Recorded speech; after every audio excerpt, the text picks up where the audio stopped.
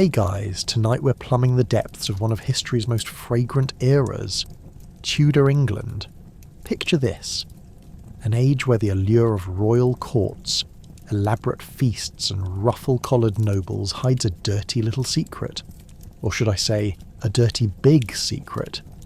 Forget the glamour you see on those TV dramas and brace yourself for a reality check that will have you hugging your indoor plumbing tight. So, before you get comfortable in your clean, blessedly modern bed, take a second to like the video and subscribe, but only if you actually enjoy what I do here. Leave a comment telling me where you're listening from, and if the thought of Tudor toilets made you cringe just a bit, because that's the goal, folks. Now dim those lights, and maybe put on a fan for that ambient hum. Get cosy, and maybe snuggle up a little closer like a Regency ball with nobody showing up but the rats. Let's take a moment to ponder. Ever wondered what happened when you had to go in the middle of a royal dinner? Did bathrooms exist, or was their call of nature much like a game of hide and seek? Because good luck hiding. What did they even use instead of toilet paper? And while we're at it, how did people convince themselves that their perfume was actually working? Congratulations, friends. You've just woken up in Tudor England, surrounded by that distinctive scent of chamber pots, questionable hygiene and onion soup. Good luck keeping your lunch down. Welcome to the throne room, except it's not for royalty. Forget porcelain. We're talking about chambers of horror that could make anyone with a nose reconsider their life choices. In Tudor times, the restroom was often a corner of a room, a bucket, or just a pile of straw your neighbour forgot to clean up. Who needs privacy anyway? That's right. When you had to go, it was typically go wherever, in the cosy confines of your own hovel, where the line between personal and public was about as clear as the local moat's water. Imagine waking up in a wooden shack that doubles as your home and your waste management facility.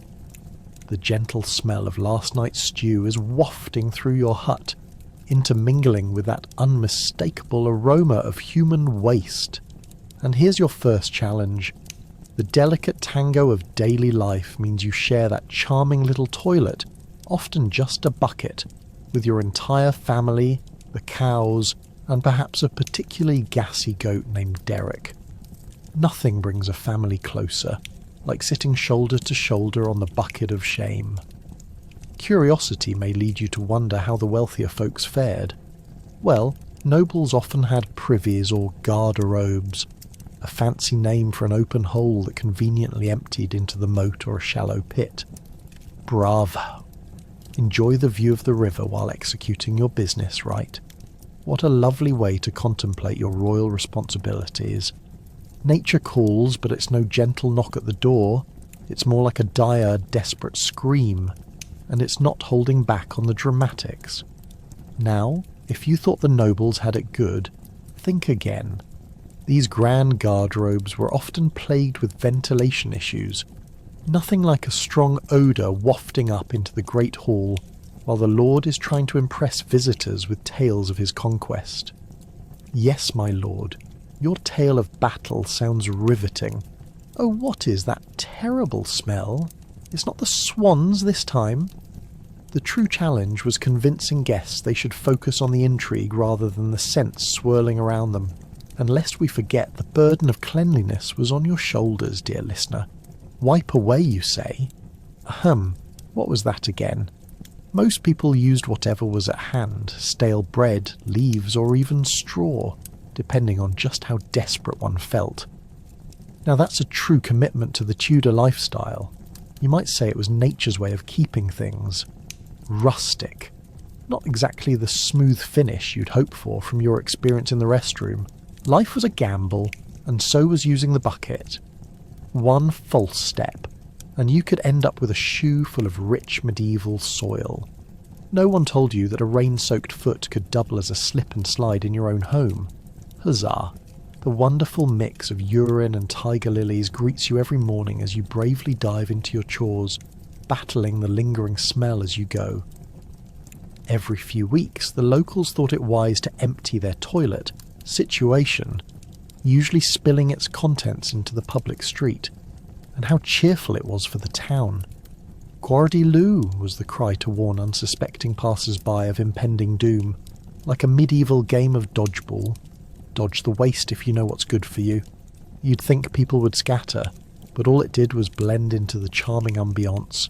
Mud, muck, and a surprise that nobody really wanted. That said, let's not forget the pleasantries of private toilets. Communal latrines sprang up in some towns, forming a lovely little gathering ground. Picture this: half a dozen townsfolk squished next to one another. Overhead, scents mingled with hushed conversations and the sound of splashing, perhaps a few air biscuits slipping out during moments of excitement. Who knew nature could bond a community the way shared, slightly awkward bathroom humour could? Perhaps you'd swap gossip with your neighbour while doing your business, because nothing says friendship quite like synchronised bowel movements. So, whether nestled comfortably on your straw pile or striking up a most peculiar dialogue at your town's designated outhouse, the Tudor toilet experience is a true lesson in chaos and camaraderie. As you slide back into your bedding tonight, remember, the next time you walk into your clean, refreshing restroom, cherish the luxury of indoor plumbing and say a little prayer for your Tudor ancestors who had none. Because when it comes to old world hygiene, the only thing regal was the desire to survive despite everything else. Welcome to the age where your worst enemy might just be your own digestive tract. Tudor England had a knack for the dramatic, but nothing beats dying from food poisoning after a feast fit for a king. Because nothing says success like a royal banquet followed by an uprising of stomach cramps. Imagine it. You've just successfully downed plate after plate of rich meats, heavy sauces, and what they generously labelled as vegetables, which were probably just peas coated in more butter than you thought was humanly possible. You sparkle with pride, knowing you're now one of the many folks who've sampled the exorbitantly lavish lifestyle of a noble, or at least the food that comes with it. But when you wake at dawn with a stomach that sounds like a battle drum, you might question your life choices. Ever wonder how a banquet could morph into a gastrointestinal nightmare? In Tudor times, food preservation methods were right out of a horror movie. Freshness was elusive. Meat swam in a world of rot and spoilage, often seasoned just enough to mask the aroma of decay. Most of the time, dining tables looked like a scene from a crime show, where food poisoning was sadly the most common guest star. Dining was a risky business. Think of it like an extreme sport with large turkey legs and occasional bouts of salmonella. When it came to the art of poisoning one's guests, or oneself, there was no shortage of interesting choices. Dishes could be spiced with herbs thought to be innocent but set traps for trusting palates. "Eat this lovely stew," they'd say. "What's that mysterious aftertaste?" "Oh, just arsenic." Sure, it felt a bit like a roll of the dice, but rolling that dice was often the highlight of your day. Let's not forget about cleanliness, or the utter lack thereof. A vibrant Tudor feast was accompanied not just by merriment, but by an unforgiving atmosphere that welcomed the flies like long-lost relatives. Imagine yourself feasting, noticing the salad attended by a fleet of buzzing attendants. Delightful. As you take a hearty bite, you could almost hear them cheering you on from the sidelines. Should you feel a wave of sickness afterward, don't worry. It was probably just an affectionate farewell kiss from the flies. And don't think too hard about the state of your server's hands. These were not the hand-washing types. The concept of hygiene during the Tudor period was as fuzzy as a freshly cleaved sheep. Some scholars say that hand-washing was merely a suggestion, while others proudly pronounce that since you were making the effort to eat, a little dirt would give the immune system a workout. Surely they didn't consider the fine line between immunity and induced death by beef. But wait, it gets worse. Those delightful banquets, complete with forests of roasted fowl and tables laden with pies, didn't come with a robust sense of regulation or tiny mentions of how much lead and mercury ended up in the dishes. Nobles wanted their food luxurious. Toxic ingredients? Why not? It added a Mediterranean flair with a hint of may cause death. The risk of ordering exotic dishes meant loading up your plate with more than just curries. It could lead to an encore performance on the goodbye tour. If that's not a thriller, let's make note of the aftermath. With all that exquisite cuisine inside, it was only a matter of time before nature would call for a decisive reckoning. Feeling ill? Well, welcome to the world of Tudor toilets, where you'd be scrambling for a corner and hoping for some semblance of privacy, while trying to avoid the noxious smell of the chamber pot next to you. Who needs a spy novel when your stomach is unravelling like a poorly edited horror flick? In short, every lavish gathering had the potential to double as a game of Russian roulette. You could munch on a lovingly prepared banquet and suddenly realise that survival was less about scheming and more about which side of the feast you'd end up on. So next time you think of Tudor England as a romantic historical era full of gallant heroes and beautiful maidens, remember, a really good meal could send you into the great beyond as fast as it landed on your plate. Think you're dirty? Well, Tudor England takes hygiene to a whole new level of nonchalance. Bathing was once every few months, and even then, most folks believed it could open the pores to disease. Let's just say, when they did bathe, they didn't make it an all-day affair. Picture this. You're a Tudor subject living among the soapless masses. The most you expect from yourself is a quick dunk in a tub that feels more like a medieval animal trough than a relaxing spa, if you're lucky enough to have access to one at all. Water was like gold in Tudor times, and if you found a pot full of the good stuff, your first instinct was probably to drink it rather than bathe in it. After all, what's more important, cleanliness or survival? Let's set the scene, shall we? You've just returned from the field after an exhausting day of labouring for Lord Unkempt Hair. The smell of sweat, mud, and livestock clings to you like a bad dream. You head to your home, where you might actually consider cleaning up. But first, why waste precious water? Why not just throw on another layer of wool? It's not like anyone would notice. And besides, you'd have to heat the water using the firewood you're saving for tomorrow's cooking. It's like having a hot date with cleanliness and ghosting it in favour of dinner. Which sounds even more appealing when you remember your neighbour's unfortunate habit of tossing leftovers to the pigs instead of into a proper bin. Now, if you're one of the brave few who dares to bathe, gather round because it's a whole production. First, you have to cart water in from the well, 3 trips to fill a so-called tub, which is really just a large wooden barrel that's seen better days and even better smells. The water is probably just as questionable as the neighbour's stew, but hey, beggars can't be choosers. After filling your tub, the next challenge is to find a fire hot enough to heat that water, assuming the rain hasn't dampened your pile of firewood or your motivation. Finally, you're ready. Well, sort of.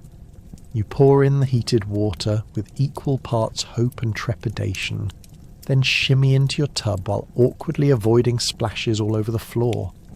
You swirl the water, foul, murky, and blessedly soapy from whatever plant you could gather. As you sit there, you suddenly realise this is not a peaceful lake, but more akin to a pot of stew you'd avoid at all costs. And what about soap?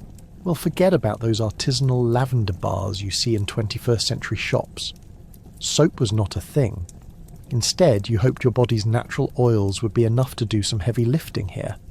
If you got lucky, you might rub your skin with a few herbs to refresh yourself, mentally convinced you could purify your spirit by sheer willpower.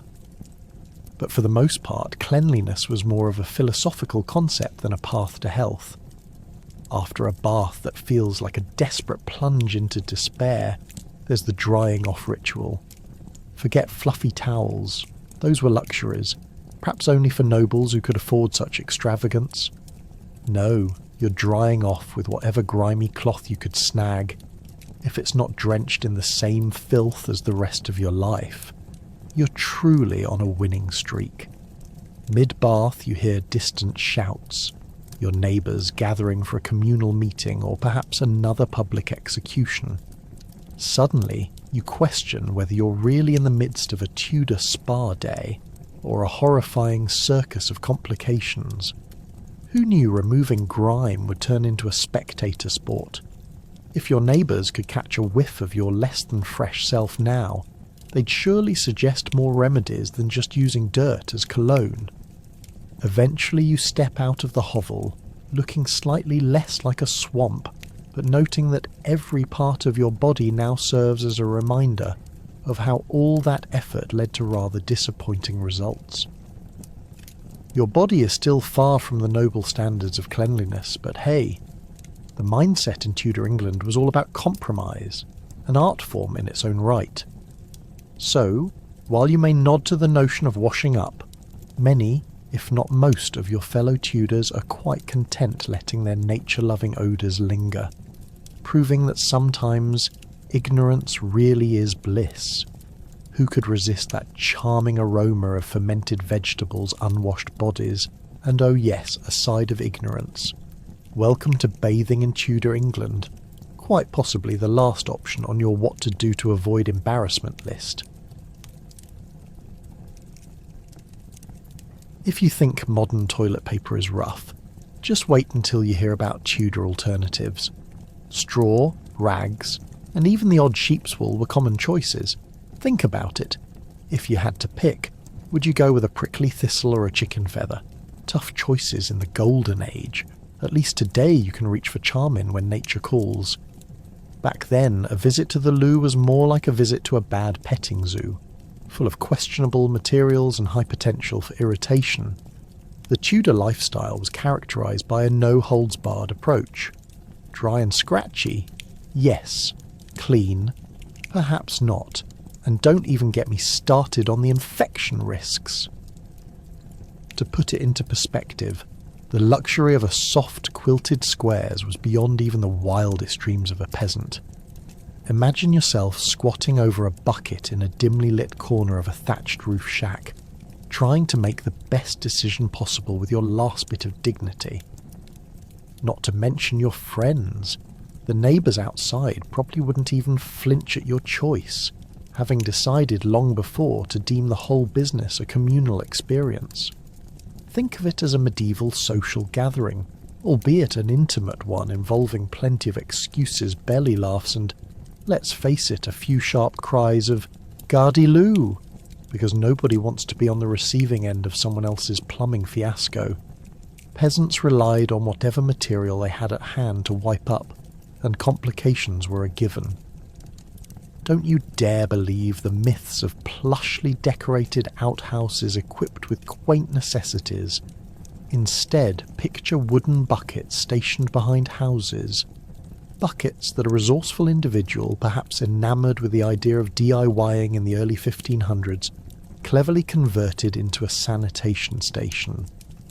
Yes, if you were lucky enough to live in a place with a wooden privy, you were part of an elite group. Still, that sophistication came with a wholesale absence of privacy and cleanliness. Those trade-offs? Just the cost of doing business in the era of plague and poor hygiene. But let's not forget those who didn't even have buckets. Spending a night out on the town sometimes meant dealing with the delightful concept of street relief. Imagine strutting your finest attire only to find yourself navigating a minefield of excrement and refuse. Talk about a royal pain in the, well, you see where I'm going with this. Stumbling upon yesterday's dinner, mingling with any number of other organic byproducts, only adds an extra burst of charm to a night out.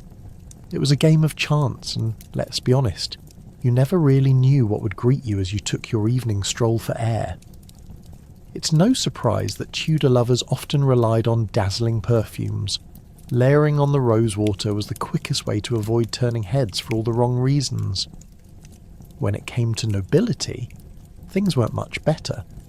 Yes, you might find an occasional velvet curtain separating you from the rest of the family while in the castle's privy, for all of 10 minutes anyway. The concept of indoor plumbing was still more science fiction than reality. A nobleman's adventure often ended with a rush through the grand hall of the estate to relieve himself, nearly running the risk of chemical warfare due to a bad casserole from dinner. You might think that squatting fancy could have led to better procedure, but alas, nobles still found themselves conflicting with the smell of mouldy bread and spoiled meats that hung overhead like a wretched storm cloud. To add insult to injury, even the most beloved of nobles were never safe from the wrath of their own intestines. You can imagine the flutter of feathers as they frantically scurried to a chamber pot near the throne, real life becoming the stuff of history's grand jokes. Why take the time to wipe properly when you could walk away from the experience with nothing more than a hopeful glance in the wrong direction? So the next time you dive into your bathroom, remember how lucky you are. Flush has taken on a whole new meaning, no longer a hopeful dream drifting off into the stench of bygone days. Truly, the methodology behind wiping as a Tudor is less an art form and more a survival strategy at any cost. With humour as their only ally in the darkest moments, they contributed personal stories to a tapestry of communal embarrassment and ultimately survival. So let that be a reminder. It may feel petty to complain about your toilet paper, but at least you don't have to pick between thistle and wool. Tread lightly upon the awkward trials of your ancestors, for our modern lives are cushioned by layers of history and a few rolls of enriched softness. Picture this: a royal banquet filled with peacocks, game and wine. Sounds fabulous, right? Wrong. The Tudor dining table was a veritable graveyard of past dishes, from richly flavoured meats that were often rotten to mysterious stews that housed anything from fish to possibly your neighbour's missing cat. Bon appétit? In fact, the average dinner invitation could easily double as a dare. You see, Tudor cooking was less about culinary excellence and more about testing your immunity to botulism. Chefs prided themselves on their ability to present food that looked inviting, while making sure their guests played a perilous game of roulette with their stomachs. Ever heard of the medieval gourmet version of Guess That Meat? As you sit at the long wooden table adorned with extravagant dishes, it might seem like a feast worthy of royalty. But look closer, and you'd notice a distinct aroma resembling a blend of vinegar and despair. The centrepiece, a grand roasted peacock, is an actual bird, but don't be fooled. This majestic fowl was sometimes served with feathers still intact, adorned as if it was about to take flight back to health, while the meat underneath might have been decidedly not fresh. I mean, who needs food safety standards when you've got flair? And don't get me started on the pottage, the thick stew that served as the backbone of Tudor cuisine. It was like a game of surprise every spoonful. Oh, is that beef or last week's mystery catch? You may never find out, but an adventurous gut would prevail, or perish. And gosh, the etiquette. You'd think with all those knives and forks laid out, diners would know better than to gobble food like a starving animal. But Tudor dining was a free-for-all. Always remember to exhibit grace as you reach across the table. Just don't knock that half-eaten, possibly rancid fish platter into your cousin's lap. Trust me, your relatives will not forgive you for turning dinner into a fishy slip and slide. And just as you savour those delicacies, if you survive to chew, you'd find the drinks offered were often even less than sterile. Yes, indulge in wine that not even Bacchus would endorse, because water was often so polluted that drinking anything from the local stream might spell your doom faster than an ill-prepared roast. Now, let's talk leftovers, or as the Tudors called them, life choices. Tudors were not shy about keeping food for days on end. If it didn't kill you the first time, you'd be expected to thoroughly enjoy it days later. Picture this. The same poultry you relished yesterday is suddenly transformed into a charming soup that absolutely doesn't feel like it was born weeks ago. But hey, it's mixed with enough spices that might make you forget what went wrong, or smell differently enough for your neighbours to appreciate your culinary efforts. Oh, but should you dare to dream of sweets, the sugar of the time was a rare delicacy, worth its weight in gold. So if you anticipated a birthday tart the likes of which castles boast, you might as well place a crown on that plate of finely ground flour mixed with, drumroll please, mouldy fruit. Now that's a flavour explosion no one would expect, and if you're lucky, you might actually find a piece that's not furry. Consider it a rite of passage. If you can chew through the past week's cake, congratulations. You die with a mouthful of memories. Well, who needs fine dining? Tudor feasting was less about taste and more about survival. An ongoing contest to see who could stomach the longest before calling it quits. But then again, if your humour was low, you'd probably be sipping the good old ale that everyone drank, even children, just to avoid the risk of puddle-dwelling bacteria in water. Let's just say, a bad ale was a potent poison, but it also meant when those lively Tudor parties ended up being dreadful, at least you had a hidden escape route in quick intoxication. Ah, the Tudor meal, a hilarious mess of flavours, dubious leftovers and ill-advised sips. You feel grateful. A warm meal in the comfort of your 21st century kitchen suddenly sounds awfully appealing. So the next time your microwave burrito leaves you questioning your life choices, spare a thought for the royal cohorts who braved rotting flesh and mistrustful wines each night. Because here's the real kicker. At least we don't have to take our chances over dinner while crossing our fingers against food poisoning. Now that's truly something to celebrate. Let's take a moment to appreciate the joys of Tudor fashion. Layers upon layers of woolen garments and those lovely ruffled collars. If only they could double as bug nets. Each outfit seemed to welcome a flea or two, turning the court into a real-life version of Dancing with the Bugs. Honestly, if you thought you were overdressed for a gathering, just wait until you see a group of Tudor nobles participating in a competition for the most elaborate attire, complete with enough fabric to smother a medium-sized bear.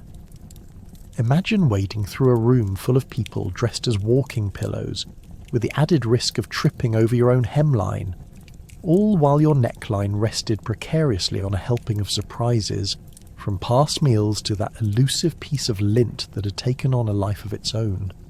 Enter the ruffled collar, which might have looked stylish from afar, but upon closer inspection revealed a rich tapestry of grime, sweat, and last week's mashed turnips. Suddenly that medley of material seems less like couture, and more like a breeding ground for every pest that ever wondered what it feels like to be important. Ever met a flea wearing a crown? Neither have I, but I'm pretty sure they all attended the same gala. And let's talk about fabric choices. Wool, and more wool. The fibrous gift that kept on giving, and not always the good kind. Ever put on a brand new wool sweater, only to feel like you've been set on fire? Now, multiply that sensation by 10, add months of wear without a wash, and voila! You have the typical Tudor garment, festooned with delightful itches and irritations that could spark an entire court rebellion. The only thing worse than being publicly humiliated by an aristocrat is watching them scratch their itchy rags while addressing their vassals. It's a great way to foster loyalty.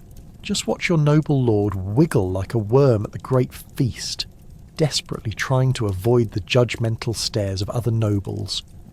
Now let's not kid ourselves. There were options other than wool, although choices were limited. Linen was a miracle for most, a respite from the oppressive heat. But what's the catch? It came with a hefty price tag reserved for nobles and the exceedingly crafty. Alas, the majority of the population was stuck playing dress-up in suffocating wool stereos. If you're thinking, at least they created their own royal style, let me remind you that being fashionable in Tudor times required mastery of fabric smashing, complex layering, and conquering grave threats like, oops, my corset just shrank. Moving down toward your feet, enter the ever-charming world of Tudor footwear. If you thought your shoes were uncomfortable, try a pair of Tudor slippers that would have been perfect for a charming medieval torture chamber. They're flat, unforgiving, and made from materials that crunched and squeaked as you walked. Squeak is quite the understatement. It sounded more like a chorus of anxious rodents fleeing from a cat attack. Imagine going to a royal dinner, stepping onto a floor made of glistening dust, only to immediately become your own comedic act, clomping your way through an embarrassing and echoing performance. Will anyone comment on the fancy food? Nope. Everyone else will be treating your shoes like the main event. Underneath all of this splendour was the simple truth. Tudor clothing was often designed to imprison rather than liberate. If predicting the weather were as simple as changing outfits, Tudor outfits would make enduring rainy days seem like a scene from Shakespearean tragedy. The stubborn wearers, cloaked in suffocating layers with petticoats that could double as parachutes, must have asked themselves daily, if I faint in this ruffled matron's dress, will anyone bother to catch me? Spoiler alert, probably not. They were far too busy dodging the wayward scratch of a lady with a particularly aggressive squirrel-shaped collar, but alas, don't be fooled. Despite the layers, the itches and the mosquitoes that mistook your fashionable outfit for a buffet, Tudor fashion was all about status. A satisfying, itchy signal of wealth. So next time you stare into your closet and whine about your limited options, raise your glass to the intrepid people of Tudor England. They lived a life of both splendour and scratches, proof that behind even the most intricate attire lies a tale of those few brave souls who endured history one inconvenient ruffle at a time. To them, wearing a fancy outfit was less about looking regal and more about keeping the bugs in check. So, cheers to Tudor fashion. Here's hoping your nightly dreams are free of ruffled collars and sneaky fleas. Forget about designer perfumes. In Tudor times, people relied on herbs, spices, and whatever they could find to mask the smell of unwashed bodies and decaying vegetables. The real tragedy: instead of smelling like a garden, most folks ended up throwing a fragrant disguise on top of sewer-drenched body odour. Yes, it wasn't just the Tuscan sun that got people sweating. The stench of human life could rival a compost heap on a hot day. Imagine stepping into a bustling market where the scents of rotting produce and curdled milk mingled with an aggressive wave of perspiration. Very dynamic. Very unpleasant. Let's talk about the art of covering up smells, shall we? Rich nobles might douse themselves in rose water, thinking the floral notes would outsmart a lifetime of sweat and grime. But here's the catch. Rose water doesn't replace regular washing, it only masks.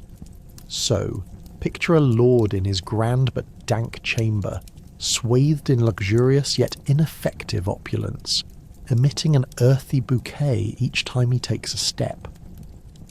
50 yards away, women might faint upon meeting him, but not for chivalrous reasons.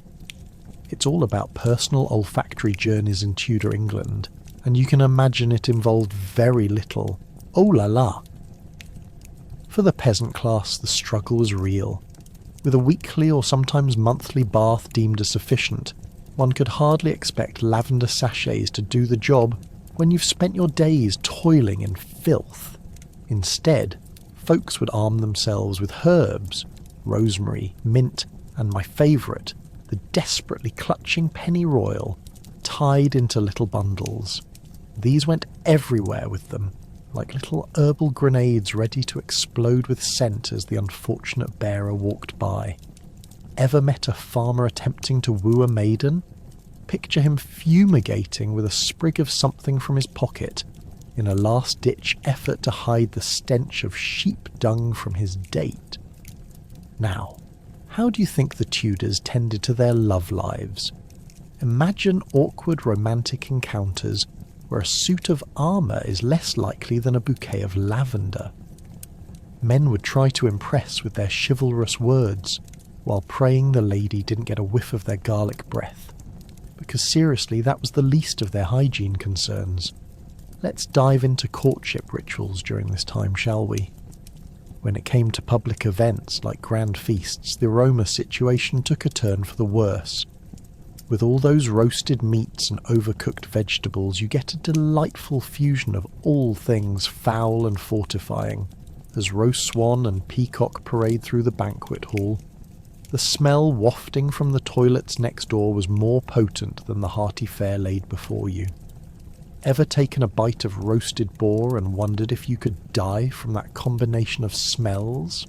The answer is yes. Engaging your senses was a dangerous game in Tudor festivities. Those poor bakers, tasked with crafting the perfect pie, while the overlapping odours of rancid grease and last week's leftovers danced around them. If they made it through the day, they should be crowned culinary champions. And let's not forget about the genuine attempts at delightful expressions of fragrance. Spice merchants were in high demand.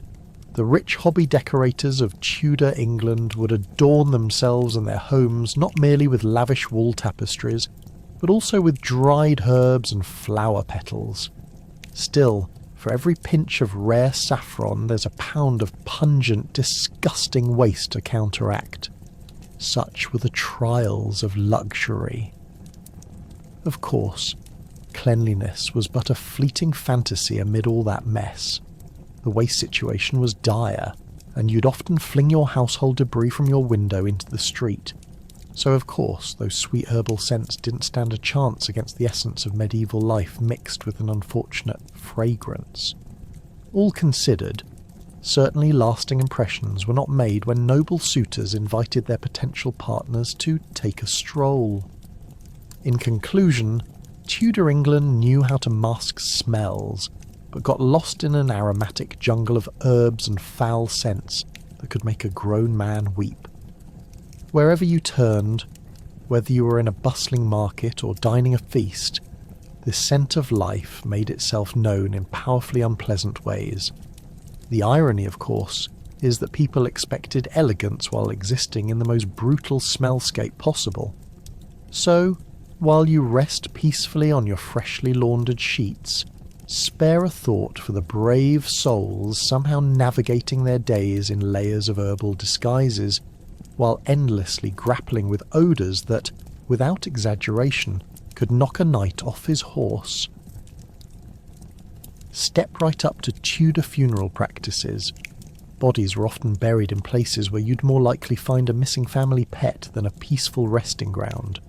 Rotten caskets, hasty burials.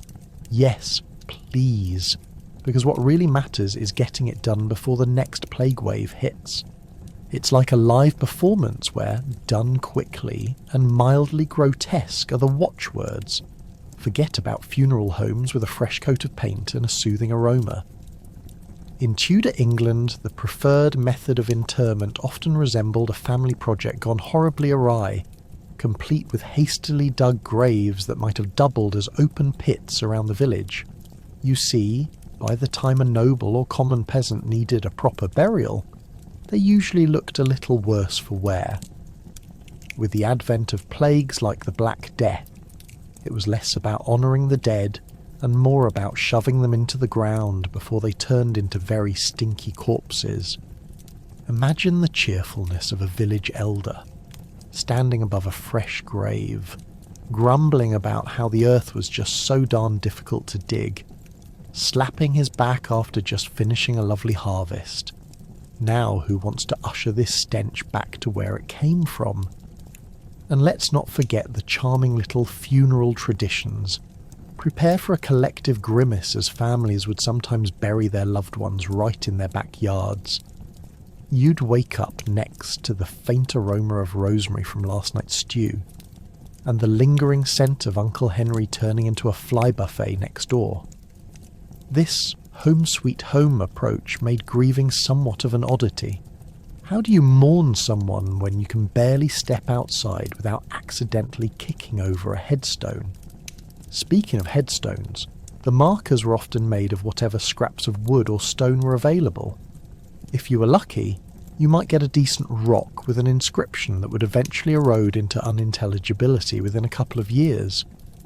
Here lies Thomas, or Do Not Disturb, possibly hiccuping, were common markers. If only you could ask the locals about dear old Thomas and what wonder still lingers in his heart.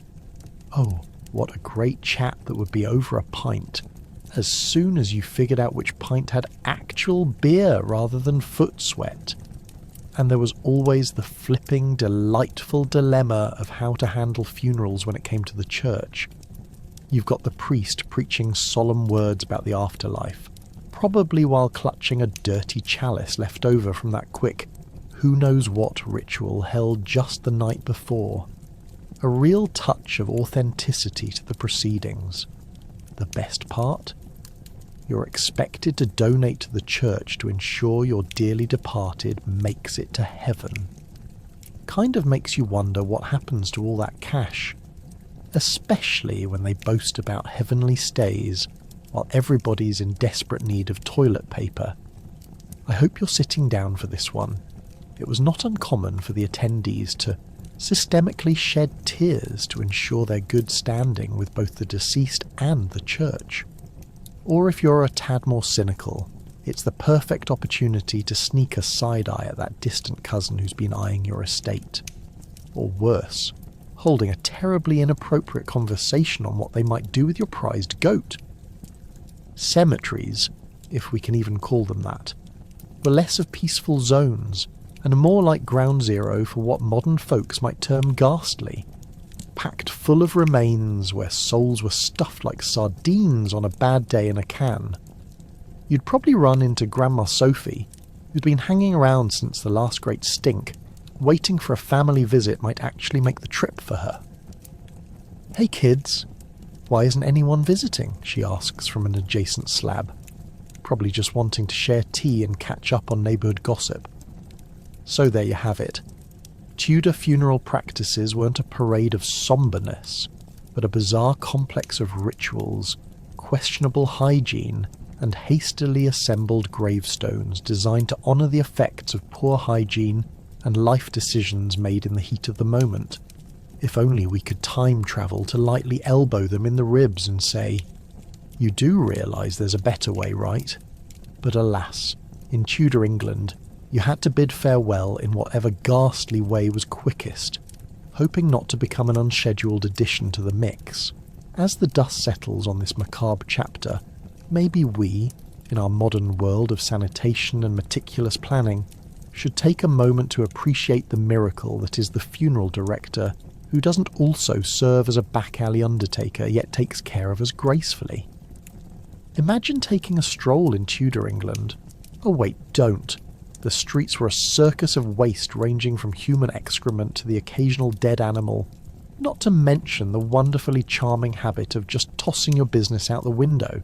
Here's to civic duties. It was a raucous era where your morning constitution was someone else's afternoon hazard. Picture this. You're walking gracefully down a cobblestone street, dodging horse-drawn carts, clucking poultry, and your neighbour's wayward cleaning habits. Because you never know when a bucket might unexpectedly plummet. It's like a horrible game of dodgeball. You have to be nimble to survive, but the stakes are decidedly more smelly. The public health situation in Tudor England resembled a twisted version of a fraternity party gone wrong. The townsfolk were oh so casual about their waste disposal, merrily tossing chamber pots out their windows while calling "Gardy Loo," the medieval equivalent of "look out below." Yes, that's right. Instead of washing their hands, they just hoped that a neighbouring house would have the good sense to avoid the onslaught. But guess what? Most didn't. Forget the hustle and bustle of city life. When you add the smell of rotting food mixed with a splash of fresh dung, Aromas doesn't even begin to cover it, and let's talk about the streets themselves. They were more like open-air latrines than proper pathways. Picture children running through mud puddles that were really just cesspools of questionable origin. Would you want to step in and find out just how deep the rabbit hole, or pothole, went? You might as well invest in a rubber duck because life in Tudor England was like living in a never-ending wetland. Don't forget the public health authorities either. Or should we say, the lack thereof? The Tudors might have been clever in the realm of court politics, but public sanitation was decidedly lower on their to-do list. Town criers were more concerned with announcing the latest royal scandals than warning citizens about the festering piles in the street.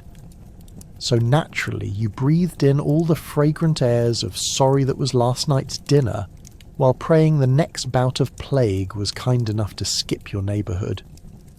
While royal decrees aimed to implement rules about waste disposal, knowledgeable execution of said rules was a different story entirely.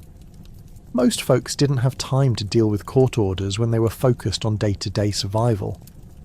And if they did, well, let's just say those who followed the rules would find themselves still dodging not one but two forms of filth, both in person and in spirit. Because of course the least important laws were about not wasting food, not doing something sane like caring about one's surroundings. Can you imagine? Pardon me, good sir, but your chamber pot has spilled over into my yard. Such petty complaints. In Tudor England, it was all part of the charm. Local government acted like they were cleaning house while the citizens shook their heads, crossing their fingers and hoping they wouldn't catch something too horrible when visiting the town square. Now, if you were one of the lucky few with actual capital to erect a proper toilet, say, a wooden seat perched majestically above a moat, you were living the dream. You might even consider yourself a true waste warrior. Interior plumbing remained an enticing fantasy for most, but these lucky aristocrats could let loose in relative comfort. Just sit back, ignore the smell wafting from neighbouring dwellings, and revel in your lavish lifestyle. But let's be real. Eliminating waste had no parallel in the Tudor era. The nobility advanced while the common folk continued dealing without so much as antibacterial wipes. And hygiene? What was that? The chewiness of their trousers emanated a distinct essence of effort is futile, truly embodying the spirit of the age. In summary, living in Tudor England was a wild ride, one bound to keep you on your toes, mainly to avoid slipping in something unpleasant. It serves as a grim reminder that while we resent traffic and crowded subways, at least we've got a few conveniences in toilets. So next time you experience a long wait in line, remember, too much about the past, and, well, be grateful. Because unlike that time, public toilets serve one clear function, leaving you just a little bit less in the foul odour department. Welcome to the history of human life, where plague precautions were supposedly less fearsome than the looming spectre of chamber pot chaos. Good luck teaching your kids not to play in muddy puddles when the local sewage just became the world's biggest play area. "Honey, where are you?" would be met with giggling as they leapt back into a pond of the town's most charming byproducts. Who needs toys anyway? In Tudor England, childhood was less about innocence and more about survival, all while scrambling through filth that would make even the most adventurous adults think twice before stepping bravely outside. Children were the original daredevils, engaging in a game of chase me that led right through the muck, perhaps setting a few hygiene records, or rather, breaking them entirely. Imagine a group of kids, equipped with nothing but sinewy determination and fleeting senses of smell. They hover near the curb, peering into a countryside stream, only to discover that it's less of a babbling brook and more of a cesspit. Did that dead rat give it a particularly aromatic flair? Perhaps. But in their young, naive eyes, it's just another quest. And what was their ultimate prize? Glory! And of course, the chance to yell, "Oops!" as they jump right in for an impromptu swim while neighbours tilt their heads in horror from their muck-sock gardens. You might think contemporary kids have it rough with their smartphones and video games, but trust me, no screen time can compare to the thrill of wading knee-deep through the remnants of someone else's dinner. Now don't get me wrong, these communal games offered a wealth of interaction. Somehow, with laughter echoing through the mud-streaked streets, these children formed bonds deeper than a Styx-like sludge pool. They exchanged secrets and stories while sloshing around, hoping to outmaneuver an imaginary foe who might happen across their territory. It was less of a game of hide-and-seek and more akin to a stinky version of Game of Thrones. Minus the dragons, but undoubtedly plus a few rats. Caution, however, was often thrown to the wind. Parents would shout, "Don't play there!" But who could compete with the magnetic pull of a sewage river? Not that parents were in any position to complain, given that most were too busy trying to keep their own heads above that charming filth. After all, if there was one thing Tudor adults knew, it was how to turn a blind eye, in every sense of the phrase. As our pint-sized plunderers slog through their muddied adventures, they might stumble across the odd treasure, like discarded shoes or a half-eaten roll of bread someone thought belonged to the dog. Let's face it, today's scavenger hunts pale in comparison. Is that a leftover hunk of yesterday's banquet, or just that rancid turnip from last week's market? Determining this newfound treasure only added more excitement to their odyssey. The sweetness of childhood adventure blended seamlessly with the bitterness of impending parental lectures. This is why we can't have nice things. Picture a child returning home, their clothes stained beyond recognition, feet squelching with what you can only hope is rainwater. "What have you been doing?" would fling from the lips of a weary matriarch, already bracing for a round of washing powered by both sweat and absolute resignation. "Just a little mud, Mum," they might cheerfully chirp, thinking their small puddle-jumping spree might just go unnoticed. But then again, given the universal foot odour 2 days into the week, who would notice more than usual? This upbringing taught children valuable life skills, albeit in a roundabout way. They learned resilience, how to navigate the hazards of their surroundings, and even how to dodge a potential scolding, all while fostering an indoctrinated love for creature comforts found only in a warm bathtub, an aspiration for the distant future, and let's not forget the skills of diplomacy they mastered.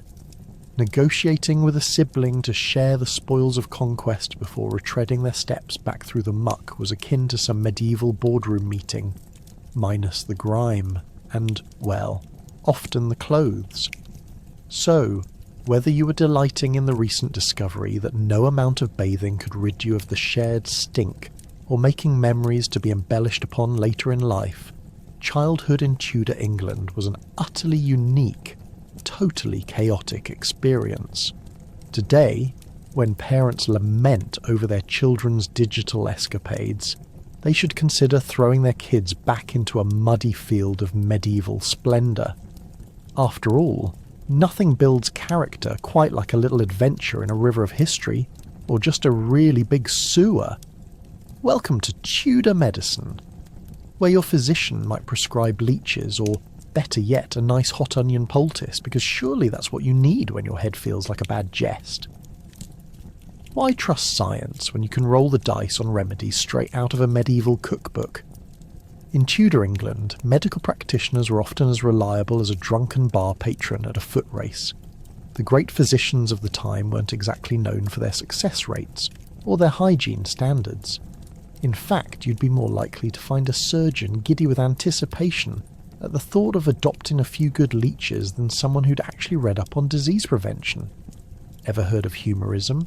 It was the medical belief that your health was controlled by 4 bodily fluids: blood, phlegm, yellow bile, and black bile. not the kind of balance you want to check before brunch. Feeling sluggish. You probably just have too much blood. I can practically hear the medieval barber offering you a special deal on a bloodletting that comes with complimentary fainting. Meanwhile, if you had a cough, it was likely seen as a clear sign that you were under the influence of too much of that pesky phlegm.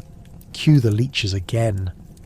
Because let's face it, what's a bit of bleeding when there's a whole tide of illness at stake? Let's shift gears for a moment, shall we? Fetch me a doctor's special.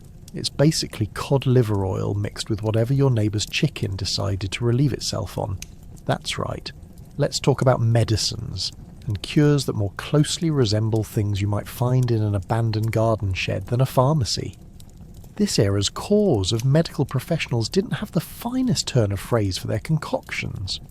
From powdered turtle shells to some characteristic doses of unspecified herbs that may or may not have sent you into a fit of giggles, anything was fair game as a cure for what ailed you. Picture the crowded halls of a Tudor physician's office, a crashing symphony of old bandages, curious smells, and the sound of scissors snipping at what you can only hope is fabric rather than skin. Here's a thought. Ever wonder if the doctor's chaotic mixing of ingredients might lead to spontaneous combustion? They may not have had the benefit of modern medical knowledge, but Lord knows they had plenty of confidence mixed with sheer recklessness. You'd find them brandishing everything from a dubious elixir of life, made from probably not so fresh horsehair, to a secret potion brewed from mouldy bread known to cure nothing and make friends squirm. While their medical practices were hit or miss, there was also a space in Tudor medicine for superstition. Yep, the past had plenty of charms and incantations to go with your bundle of herbs.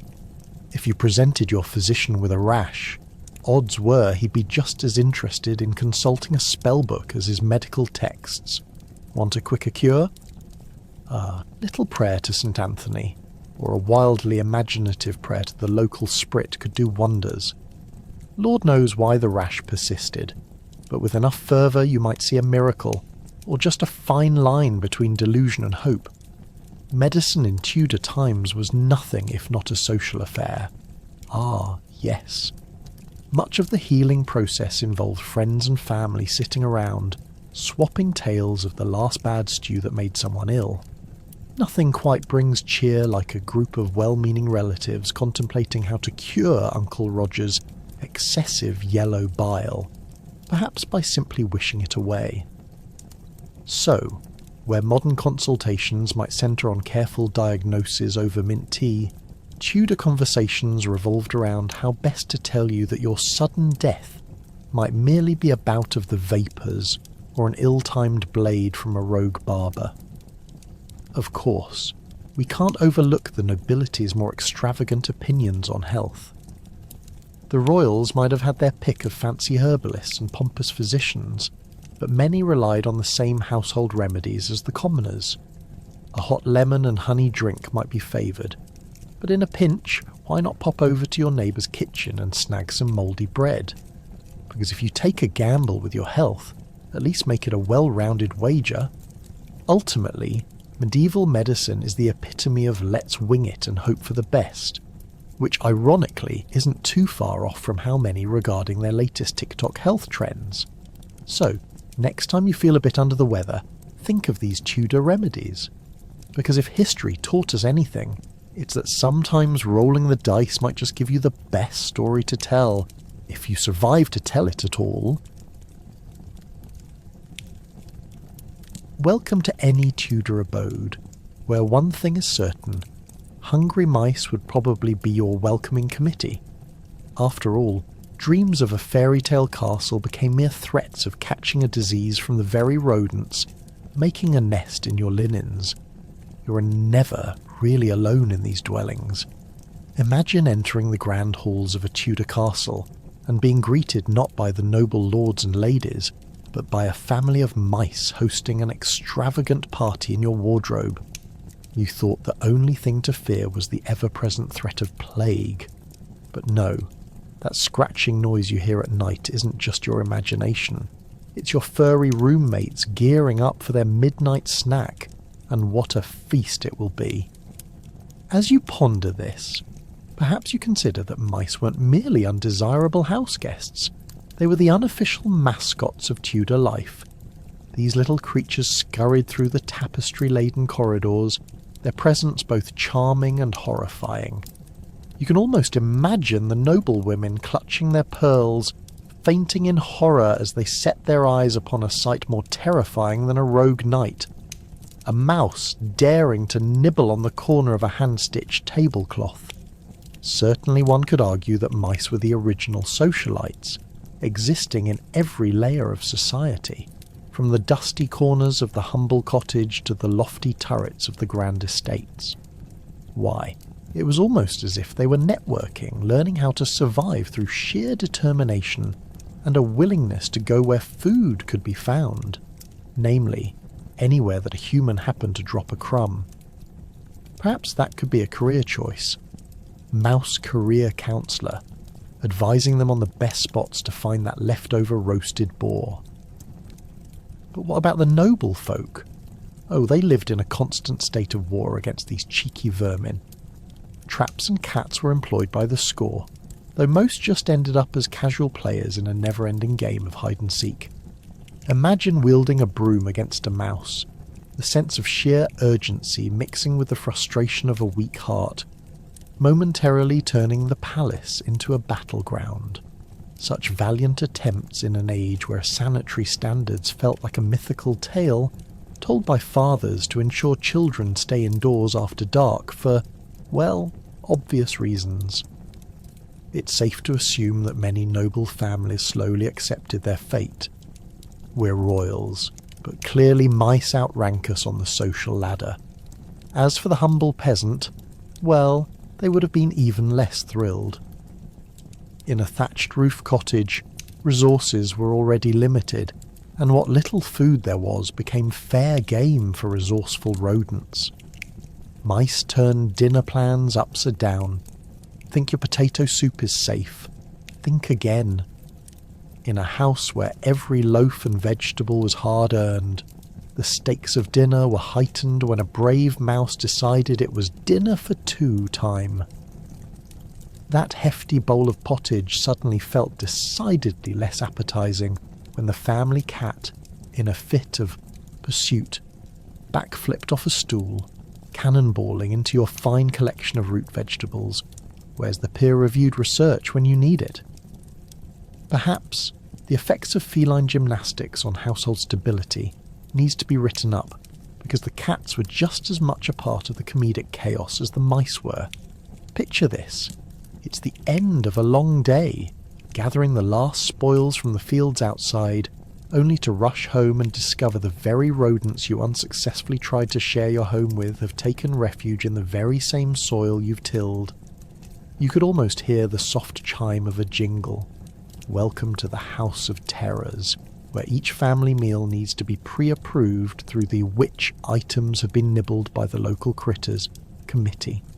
One cannot forget the inevitable irony of the Tudor times when food was scarce, hygiene was a suggestion, and rodents thrived.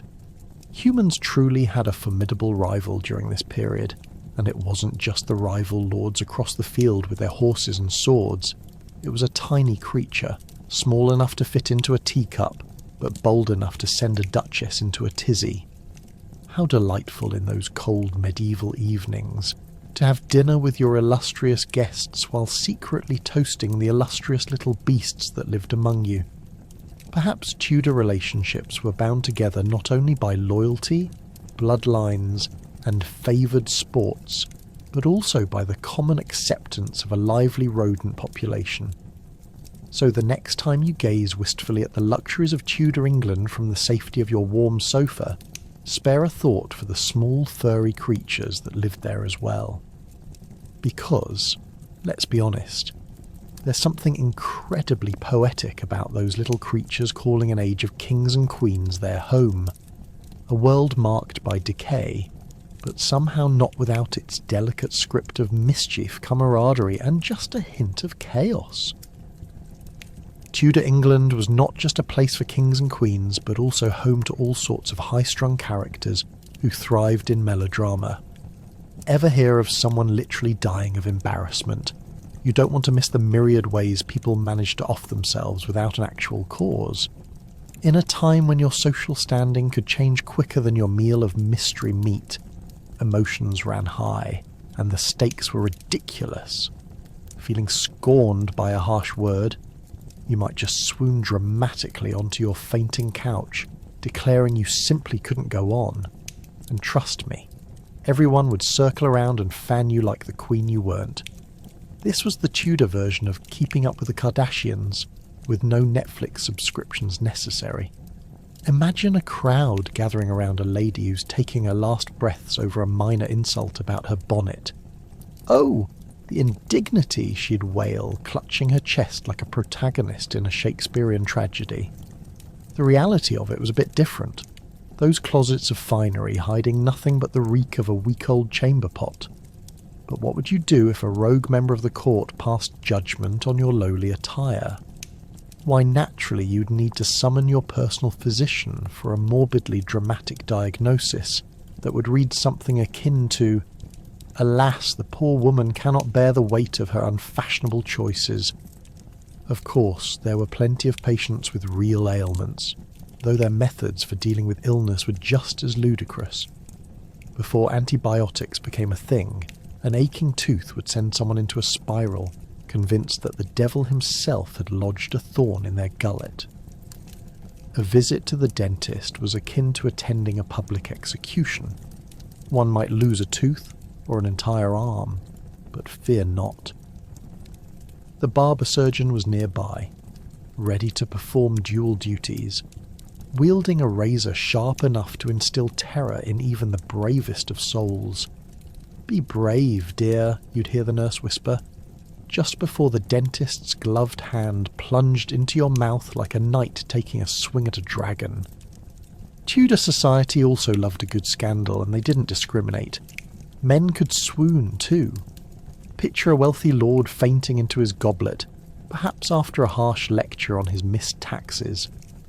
"Dear God, have I offended the monarchy?" he'd moan, collapsing dramatically as if struck by a bolt of lightning. Watching the court's collective gasp was like a lively performance art piece. Scrambled wit was ever so splendid in the upright citizens of England. Meanwhile, his wife stood nearby, deftly adjusting her headdress and pretending not to roll her eyes with a grace that only practice could afford. What made matters worse was the plague. Yes, that's right. The infamous Tudor plague that ravaged the land and gave rise to more hysteria than a Jane Austen novel on a bad day. The health officials turned health pandemic into a work of art. Despite being a very deadly and terrifying thing, which often led to brutal symptoms, it was also seen as some sort of poetic tragedy unfolding. "Have you met my cousin? Died of the plague," one might say, dramatically clutching a handkerchief, earning sympathy like a seasoned actor. "Oh, I'm so sorry, that's horrible," they'd coo, while secretly pondering how to get their hands on the fine brocade dresses that belonged to the now-defunct relative. And let us not overlook the number of supernatural homicides that high-strung nobles invented. Wind in the Willows? Certainly just a catchy tune for wafting news about curses befalling families who hadn't followed the conduct book to the letter. Someone in the family started losing their hair, and it's clear. Witchcraft was afoot. Or worse, one might suffer constitutional woes because, heaven forbid, the local seamstress didn't properly lace a bodice. Accusations flew faster than dinner rolls at a particularly long-winded sermon. The witch trials of the time were part spectacle, part deeply disturbing social commentary, where the meek and the feeble were often employed as scapegoats for everything from blighted crops to family feuds. In the end, Tudor England was a stage where life and death danced intertwined in a wicked masquerade. People didn't just live, they lived with flair, despair, and a propensity to embellish their strife at every turn. No wonder they tread so carefully among the court. One false sneeze could spell doom. It's a miracle that anyone made it to the next season, aside from the enduring odours of stale beer and ancient privies. As evening fell, and the delightful scent of roasted meat wafted through the halls, you'd witness a royal performance, one filled with screams, swoons and melodrama, all while praying for the next dinner to come around so you could visit the washroom before somebody else had their squalid turn. Ah, the Tudor era, where death was part of a life, and it surely was never boring. Viewers, if you think modern dating is tough, try navigating the Tudor romance scene, where a love potion often meant convincing someone to drink something that had been marinating in mould and mystery. Forget Netflix and chill. We're talking dine and hope it doesn't kill. Let's paint a picture of a romance in Tudor England, shall we? For starters, swiping right was about as likely as getting an invitation to the Queen's ball, unless you were willing to do a little courting on the side, which by the way was risky business. Courtship usually began with the gentle art of wooing your beloved with gifts that meant as much as a soggy slice of bread. One wrong choice? Congrats, you've just declared war on their taste buds. Picture this. You've spotted the woman of your dreams sweeping hay from the barn. Instead of hiding behind the proverbial bush, you decide to approach her. You might brag about your latest crop yield or how well your sheep are growing. Real smooth moves. But word of caution, if your idea of charm includes a whiff of the barnyard, remember she may not be as smitten as you hoped. Perhaps you've mustered enough courage to attempt a love potion, the medieval equivalent of sending a risky text at midnight. Love potions came in a variety of flavours, but the likelihood that they only contained herbs was about as low as the chance of a practical joke backfiring. Because who doesn't want to risk digestive distress for a shot at romance? When you hand over your concoction, you might as well be saying, "Sure, if I can't have your heart, I'll settle for your intestines." What a romantic sentiment. Even if you managed to woo your beloved with your mystical brew, you still had to navigate the treacherous waters of courtship. The courtly love game was a series of elaborate dances, poetic exchanges, and the occasional public declaration of undying affection. For most peasants, however, it often included much more mundane affairs, like asking for a fancy sauce to accompany that meal of mysterious mystery meat.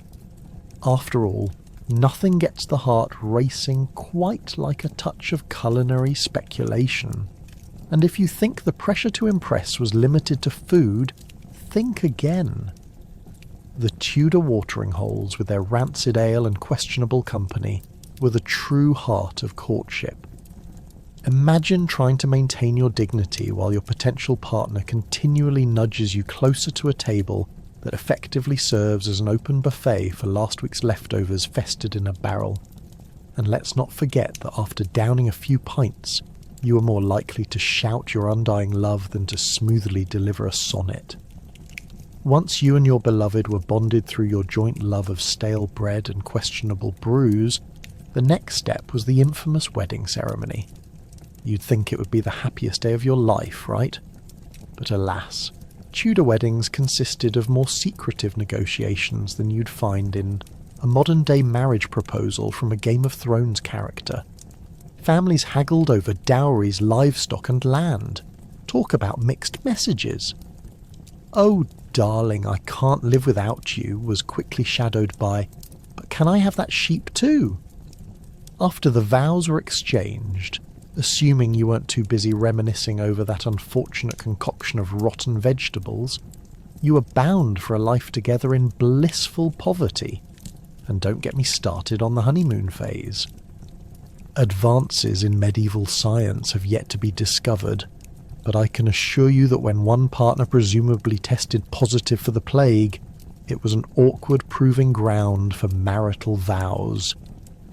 Sure, the marriage of a Tudor couple might seem idyllic, but let's be honest, the real excitement sat firmly in the unsanitary aftermath of romance. After labouring hard to delight your spouse with your charming personality and squeezing all the allure out of daily life, it was time for quality time. The reality? Romantic walks? Nope. They usually ended with tripping over family chickens while trying to dodge the offending odours wafting from behind the compost heap.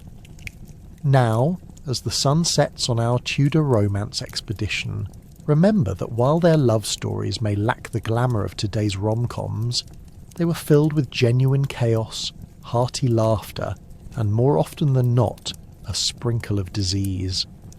As we shake our heads over their romantic traditions and questionable food options, let's at least be glad that modern love often comes with less uncertainty, and perhaps a cleaner bathroom.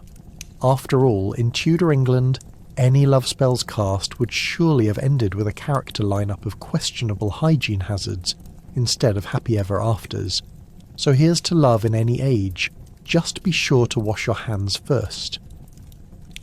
The high stakes of being a noble. Lavish feasts, beautiful gowns, and yet, fingers crossed, you don't step in something particularly rustic on your way to the throne room. Who knew nobility meant dodging excrement like it was a royal decree? To the untrained eye, the lives of Tudor aristocrats might resemble a scene from a fairy tale, all shimmering silks and sumptuous banquets. But peel back the layers of ruffles and lace, and you might just discover that the reality is a lot less glamorous than you'd expect. Take, for instance, the grand dining events where the upper crust would gather to feast like it was a competitive sport. The table, beautifully set with plates of golden roasted peacocks and exaggerated displays of sugar sculptures, painted a pretty picture. But before you get too enchanted, it's worth noting that amid the heady aromas of roasting meat and sweet spices, there lingered a decidedly less appetizing scent. Let's call it, the perfume of collective neglect. The kitchen, barely a few feet away, was a chaotic hive of activity where cooks battled against the quality of their ingredients, mostly because the concept of food safety was as novel as indoor plumbing. If dinner made it to the table without any uninvited guests lurking within, consider it triumph. The notion of cleanliness was all but a myth in the days of King Henry VIII. A noble's attire, while exquisite, could also be a breeding ground for critters. Fleas, lice, and the occasional rogue grasshopper were just the darlings of the court. Not to mention the tales of noble ladies picking through their elaborate coiffures, carefully inspecting for hidden pests while trying to maintain an air of regal calm. It's a tough job, but someone has to do it. Clutching your delicate fan while juggling the sheer terror of an impending lice infestation was nothing if not character building. Can you hear it now? The hushed whispers and faint gasps of the court whenever someone dared to scratch an itch. The horror! And let's not forget the ever-pressing issue of indoor plumbing, or, let's just call it what it is, the utter absence of any form of plumbing. Nobles had it slightly better than their peasant counterparts, who often resorted to the communal streets for their business. Instead, the rich merely had trusted servants to bring forth their privy seats, essentially glorified chairs with a hole in the middle that perched over a hideous bucket. What glamour! The difficulty of it. You didn't want to linger too long. The scent was undoubtedly a conversation starter you hoped to avoid at all costs. In the grand halls, henceforth, the ambient noise of ticking clocks and hushed conversations was often punctuated by the delicate sound of servants attempting to discreetly dispose of chamber pots, while pretending the place didn't smell like a medieval latrine. Imagine the scene. Highborns trying to engage in trivial discussions about the latest fashions or court politics while surreptitiously waving their arms to disperse the ever-present scent of human waste hovering in the air. Fancy a game of charades when your audience is croaking under the pressure of trying not to vomit. And then there were the politics of marriage, just as strategic as ducking feces in the castle corridors. Love? It was more like a merger intended to consolidate power, land, and possibly a sponsorship deal with the local monastery. The arts of courtship dictated forms of elaborate display that could very well leave a nobleman's heart in tatters if the wrong suitor made their move. Imagine hosting a grand ball in your opulent ball gown while glancing nervously at your neighbour's family, hopeful it didn't end up like last year's social debacle with the Tutherskis and their unfortunate goat incident. Despite all this glorious misery, Tudor nobles still managed to clutch their goblets and laugh with incredible zest, mastering the art of turning moments of utter ridiculousness into stories for the ages. The court was alive with drama, intrigue, and the occasional scandal involving the stable boy and the countess's prized parrot. Perhaps it's the ability to laugh and endure that made the Tudor noble class so charming. After all, who wouldn't love a good joke amidst the stench and the wild antics of life lived on the grand scale of mismatched expectations and perpetual disarray? In the end, the life of a Tudor aristocrat undoubtedly came with its own unique challenges, from the constant risk of stepping in something regrettable to the necessity of hefty laughter despite the surrounding chaos. Within those grand halls, where joy and horror intertwined, nobles navigated their high-stakes lives, proving that even in the midst of squalor and splendour, life remains a messy banquet worth savouring. Believe it or not, there were sanitation laws, but the ban on peeing freely was literally ignored. Yes, really. Talk about a half-hearted approach to public health. Turns out telling people to stop tossing their waste outside was trickier than you'd think. The city streets became the unfortunate dumping grounds for both human and animal effluents, creating a unique blend of scents that would make even the most determined perfume salespeople weep.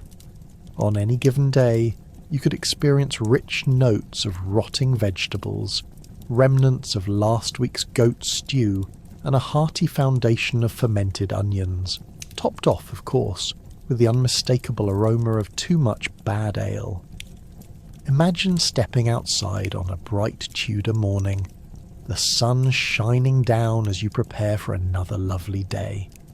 You take a deep breath, ready to greet the world. But wait, your nostrils are assaulted by a symphony of bitterness. Could the aroma possibly be the large pile of straw and animal refuse just a hop and a skip away, you wonder? You might even think about how cleaning the streets might feel like the budget cut of all time. Cleaning supplies, not on your shopping list, unless you count a pile of leaves as your top-notch sanitation tool. And oh dear, how the architects of stench navigated their way through this chaos. It was as though the local nobility decided they had so much more to worry about than the hastily tossed-out chamber pots. After all, why worry about public health issues when you have a jousting match to attend? Who cares if the waste threatens to become the local seating at evening festivities, right? As you stroll down the streets, you might find yourself gaping at the public executions happening nearby, wondering whether the smell of charred flesh would overtake the scent of dung. You could even ponder aloud, were there really more rats than humans in this cesspool of creativity? It's said that street vendors would have touted their goods amidst the wafts of, shall we say, urban flair. It's a fascinating juxtaposition of gastronomic delight and sustenance, rivaled only by a cow that decided to camp out in the middle of the street overnight. Speaking of delightful surprises, let's talk about the intricacies of waste management. Now, if you had any authority back then, imagine being called the Alderman of Muck. Your job would be to come up with an innovative plan to deal with, yes, you guessed it, the piles of you-know-what. So, how well did that go? Maybe it was like trying to convince everyone to switch to plant-based diets, just as KFC introduced the double-down sandwich. A true uphill battle. Streets filled with clopped hooves, and bustling citizens would simply shrug and continue on their merry way, tossing a bucket of waste just to keep the neighbours on their toes. Then there were the lucky few who owned privies, which were less than scenic. That typically meant having a wooden box over a hole with a beautiful view of your neighbours enjoying their Tuesday morning gossip. Are you intrigued yet? These delightful structures often line the alleys, adding to the overall ambience that truly encapsulated Tudor culture. Can you imagine running late for an important meeting at the castle only to find yourself forced to navigate a maze of heaps to get there? But fear not. As we bravely navigate this reeking landscape, there were innovative policing tactics. The noble classes even mandated that chamber pots be emptied before noon. Why? Because nothing says civilised society quite like having your waste splashed about while you were on a stroll with Lady whatever her name is. Armed patrols roamed the streets like foul-smelling Avengers, ready to throw the law down on anyone breaking the unwritten but heavily ignored moral code. You might think this humdrum existence continued without rivals, but oh ho, enter the clean water movement, which brewed with the efficiency of day-old ale at a local tavern. Activists sought to educate the public about the benefits of hygiene, drawing fascinating comparisons between drinking water and the nearby stagnant pond, facts that seemed far too logical for villagers to grasp, naturally leading to a long and meandering crusade for cleanliness. As the health movement gained traction, a shiver of hope wafted through the streets of Tudor England. The socially conscious began to dream of a day when, yes, it was possible to walk outside without covering their noses at the stench of what is essentially living life. Unfortunately, that perfect world was still a distant fantasy stirred by foul air and public laziness. So we bid farewell to the architect of stench, whose folly taught us the valuable lesson that a clean city starts at home, preferably with a commode where one can sit without guessing if it's a direct pipeline to the plague or a leap toward enlightenment. Because thank goodness for the modern world, right? It's hard not to be grateful for water, soap, and the precious art of indoor plumbing. Soap wasn't exactly a staple in Tudor homes. In fact, hygiene could be defined as rinsing out the gloopy soup from your hands and calling it a day. You'd think with all the sinners about, cleanliness would be a priority. Now, before you scoff at the audacity of people who thought a good splash of water was enough to ward off whatever ailment was lurking in the corners, imagine this.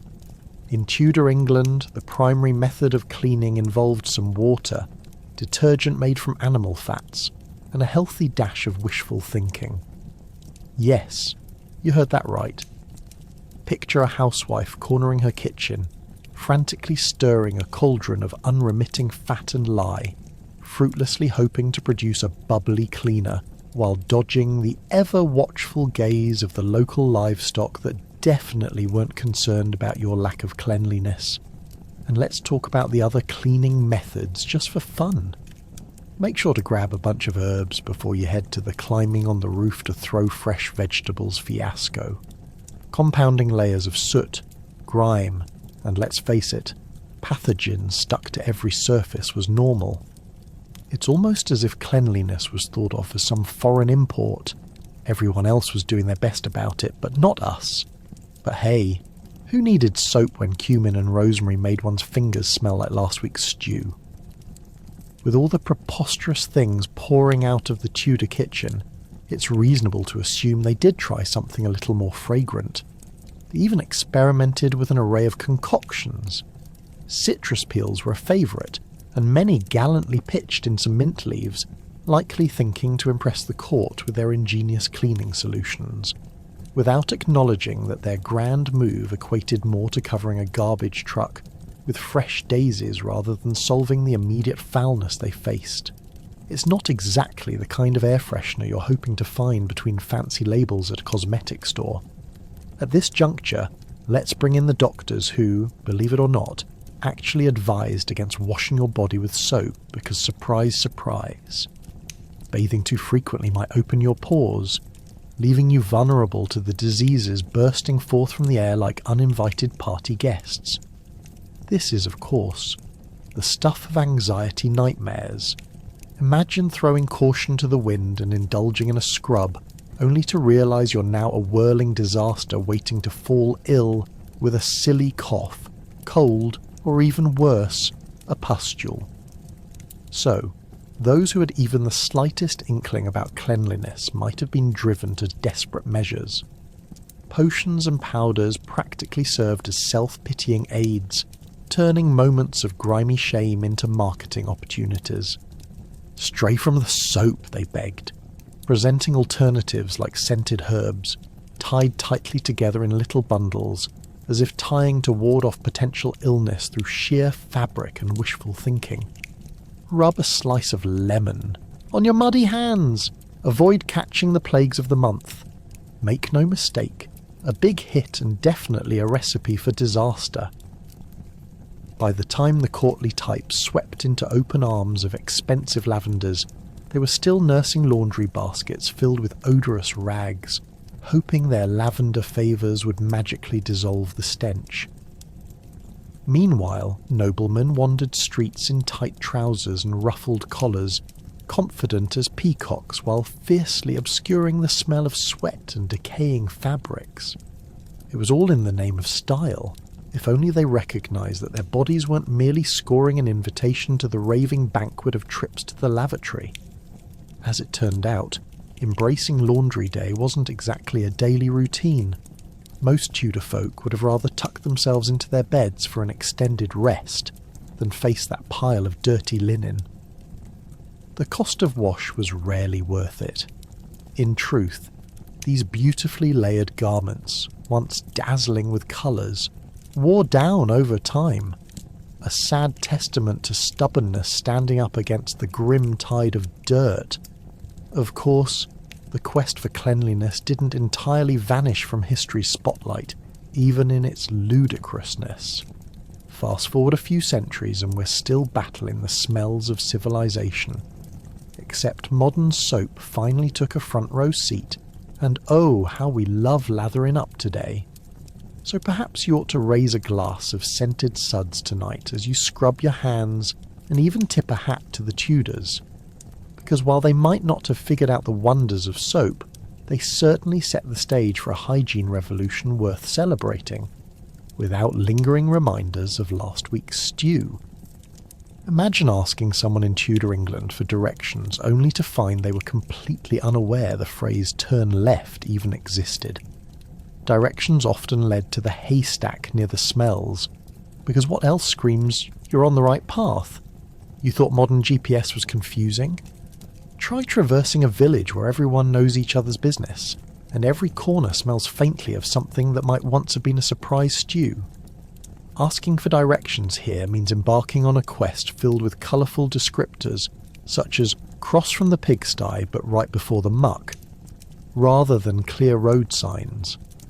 As you try to decipher these vague instructions, you might find yourself contemplating if going near the haystack is actually worth it. But hold on, you take that left at the kinda bad smell instead, hoping it's not an open sewer because that's the stuff of brightest Tudor nightmares. Once you arrive at what you think is your destination, a humble, babbling brook or possibly the neighbour's livestock, you suddenly realise you've been led to an impromptu livestock auction. Surprise! Instead of a post-harvest feast, you're now wrestling with sheep and trying not to get head-butted by a confused goat while bargaining over yarn. And let's not even get started on the language quirks. Words had different meanings back then according to context, which often turned conversations into elaborate riddles. You might find yourself smiling politely when someone says they'll give you a proper seeing to, only to realise they mean they're about to launch into what feels like an eternity of unsolicited opinions about your choice of tunic. The elegance of their sentence structures hovers like a courtly dance, making it sound like flattery, before revealing they're really just judging your life choices in rhyming slang. Next, brace yourself for the medieval charades, that were proposed social encounters where one's personality was measured by wit. Not precisely what they said, but how cleverly they avoided answering your actual question. You might try asking, "Is this the way to St. Mary's Cathedral?" and be met with an obscure metaphor involving a hedgehog and the Queen's garden, leaving you eyeing the hedgehog concerned it might run away with your dignity. Standards of casual conversation required constant attention to one's own social worthiness too. You'd have to creatively praise people while brewing quite the storm about their actually abominable goat. The art of nobility rewarded a smooth tongue, so you'd be quick to compliment the local baker even if their bread resembled petrified wood. Ah, dear baker, surely this loaf is a symbol of your artisanal bravery. Just try not to choke on the actual bravery as the hard crust of the bread does its best to surrender your teeth into kindling. The best thing about these misunderstandings, they often sparked moments of shared laughter among villagers who, despite suffering from poor hygiene levels, fostered an often unacknowledged camaraderie. You find yourself chuckling when someone mistakes the word soup for swoop, and suddenly you're all standing in rapt attention waiting for the mayor's dramatic tale about a swooping bird stealing soup from his wife. Stories like these quickly became legendary, inevitably earning ear-to-ear grins for the locals. How's that for addressing the pestilence of remaining morbidly bored in medieval times, right? Of course, the eloquence of Tudor etiquette meant that any spontaneous coherence might be viewed through a lens of scandal. Misunderstand a compliment with mittens on your ears? That's grounds for a duel. It was like Bravo's Real Housewives, but with more mud and missing limbs. After all, nothing screams noble life like challenging a man to a sword fight over a seemingly straightforward miscommunication about whether he found your hat fetching or foolish. As the sun sets over the rickety rooftops and the air fills with the aroma of another poorly cooked pottage, imagine how the vagaries of conversation defined human relationships during this time. Mispronunciations and malapropisms were woven into the fabric of everyday interactions, binding people together like the rough wool of their tunics. In this bewildering dance of miscommunication, one could argue that the ability to connect amid confusion is what truly made the Tudors beautifully absurd. Perhaps next time you converse, remember the battles of clarity that went unresolved in the past, and feel grateful that you can simply click maps for your next destination, rather than navigating through the whimsical chaos that was Tudor England. After a glance at Tudor culinary history, you might think twice before buying a fancy roast. Spoiled meat was often the main dish, cooked improperly and served with a side of hope for the best. Who doesn't want a gamey surprise in their stew? Welcome to the table of Tudor banquets, where you'd be hard-pressed to find food safety regulations that didn't involve crossing your fingers and chanting, "Please don't kill me," in hopes that the meat you're about to eat didn't spend the last week in a questionable chamber with a few too many flies. And what was on the menu, you might ask? Well, your gourmet selection may include the likes of duck, venison, or even the more exotic peacock, if you were particularly fortunate, or unfortunate depending on how you look at it. These feasts were grandeur incarnate, overflowing with platters that would make you drool, immediately before making you contemplate your life choices. The art of preparation, however, was more akin to a game of Russian roulette than anything resembling a well-deserved treat. Let's dive into how Tudor nobility prepared their meals. Nothing says bon appétit like the delightful process of preserving meat in salt, allowing it to smell about as fresh as your last gym socks, and then throwing it into a pot of boiling water, hoping it turns out edible. Maybe. As you wait for this culinary nightmare to bubble away, you might begin to question every decision that led you to this banquet in the first place. You could even be tempted to negotiate a nice buttered roll as a safety net. Ever heard of pottage? If not, consider yourself lucky. This thick, often questionable stew served as both meal and mystery as the main ingredients, leftover scraps of whatever farm animals had previously met their demise, boiled away with herbs that mostly masked the fact that what you were eating might once have roamed the earth, alive and probably very unhappy. So, you dig into this culinary delight, wondering if this particular pot had been simmering since last harvest moon, or if it came straight from a roadside ditch. Bon appetit indeed. Now, let's not forget the seasoning, because what's a Tudor highlight without a dash of something that can't kill you outright? Spices like pepper, nutmeg, and cinnamon were coveted treasures, often worth more than their weight in gold.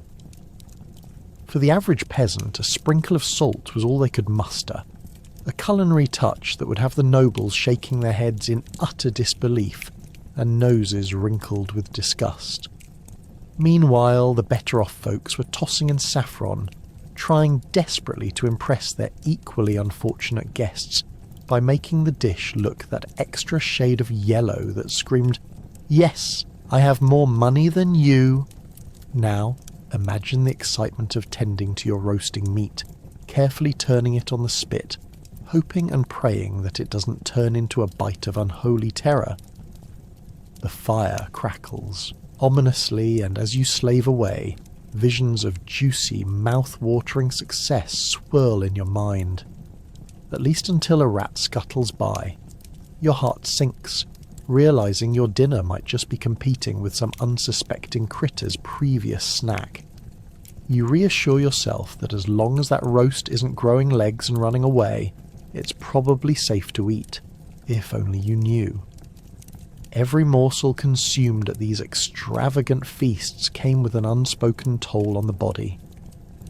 As nobles indulged in all the meat they could handle, the less fortunate were left to sniff the delightful aromas wafting through the grand halls and dreaming of the dry crusts and weevilled grains that awaited them at home. And if you think this sounds melodramatic, welcome to the empathy party. You're in Tudor England, where survival instincts kick in faster than the reality of starvation. So, you may find yourself pondering whether it's worth it to face these meaty monstrosities in the hopes of enjoying a delicacy. Spoilers, it probably isn't. Disorders like food poisoning and gut trouble became as common as a friendly chat about the weather. But nobody in Tudor England shied away from a meaty dish for long. Instead, they raised their tankards, blessed the Lord Almighty, and clinked their goblets, savouring whichever bite didn't taste like last week's leftovers. Delicious, though we might wonder if their motto eventually became, "What doesn't kill you will at least leave your stomach churning." So there you have it, a culinary journey through the infamous feasting culture of Tudor England. As you contemplate living through a time where the meat was more likely to kill you than nourish you, raise your glass to the brave souls munching on assorted delights from a time when food safety regulations were merely a utopian dream. After all, who doesn't love a good twist on the saying, "You are what you eat"? And in Tudor times, that definitely meant you were playing a game of chance with every bite. Plague? Certainly. Party? Of course. Social distancing was unheard of. Divine intervention? More likely the only option left. We march onward, united in the face of public health calamities, sweeping decay with the finesse of a Broadway play. Picture this. It's a bustling market day in Tudor England, and everyone is packed in tighter than a cheese wheel in a barrel. Nearby, the baker is spinning tales about his glorious bread, while the butcher's waving around a questionable piece of meat as if it's an invitation to plague and pestilence. Meanwhile, your neighbour's sneezing loudly without a care in the world, probably passing you the very latest in viral entertainment. Who needs social distancing when you have communal ignorance? It's like a poorly attended festival of germs.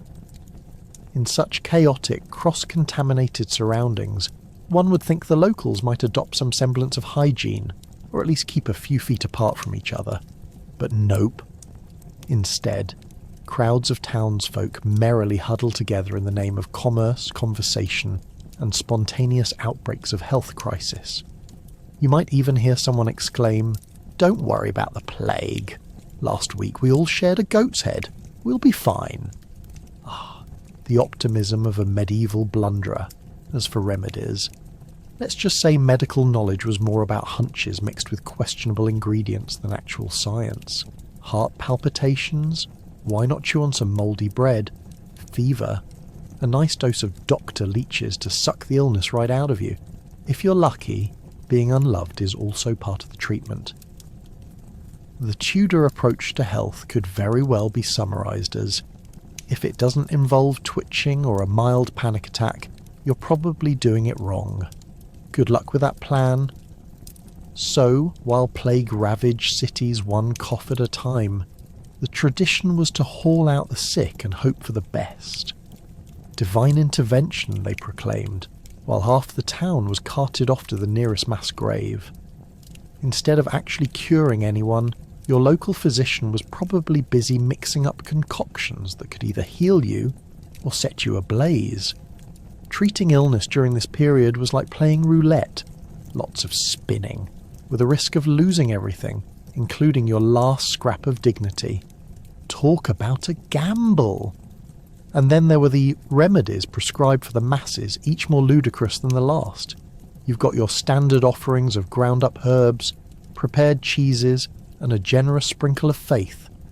Why use sanitized instruments when you could simply pray harder to your preferred deity while swigging down a nice cup of elixir made mostly of swamp water? That's right, a dash of faith topped with a hint of despair. What could go wrong?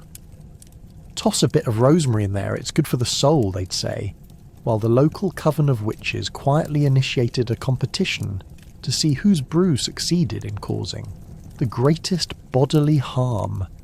And with results so varied, who wouldn't want to see Mr. Grumble's week-long recovery after nearly choking on boiled cabbage?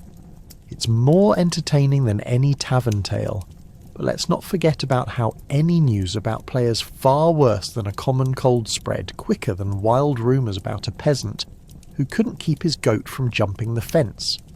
Have you heard? A death in the East End! That's 5 feet closer to my doorstep.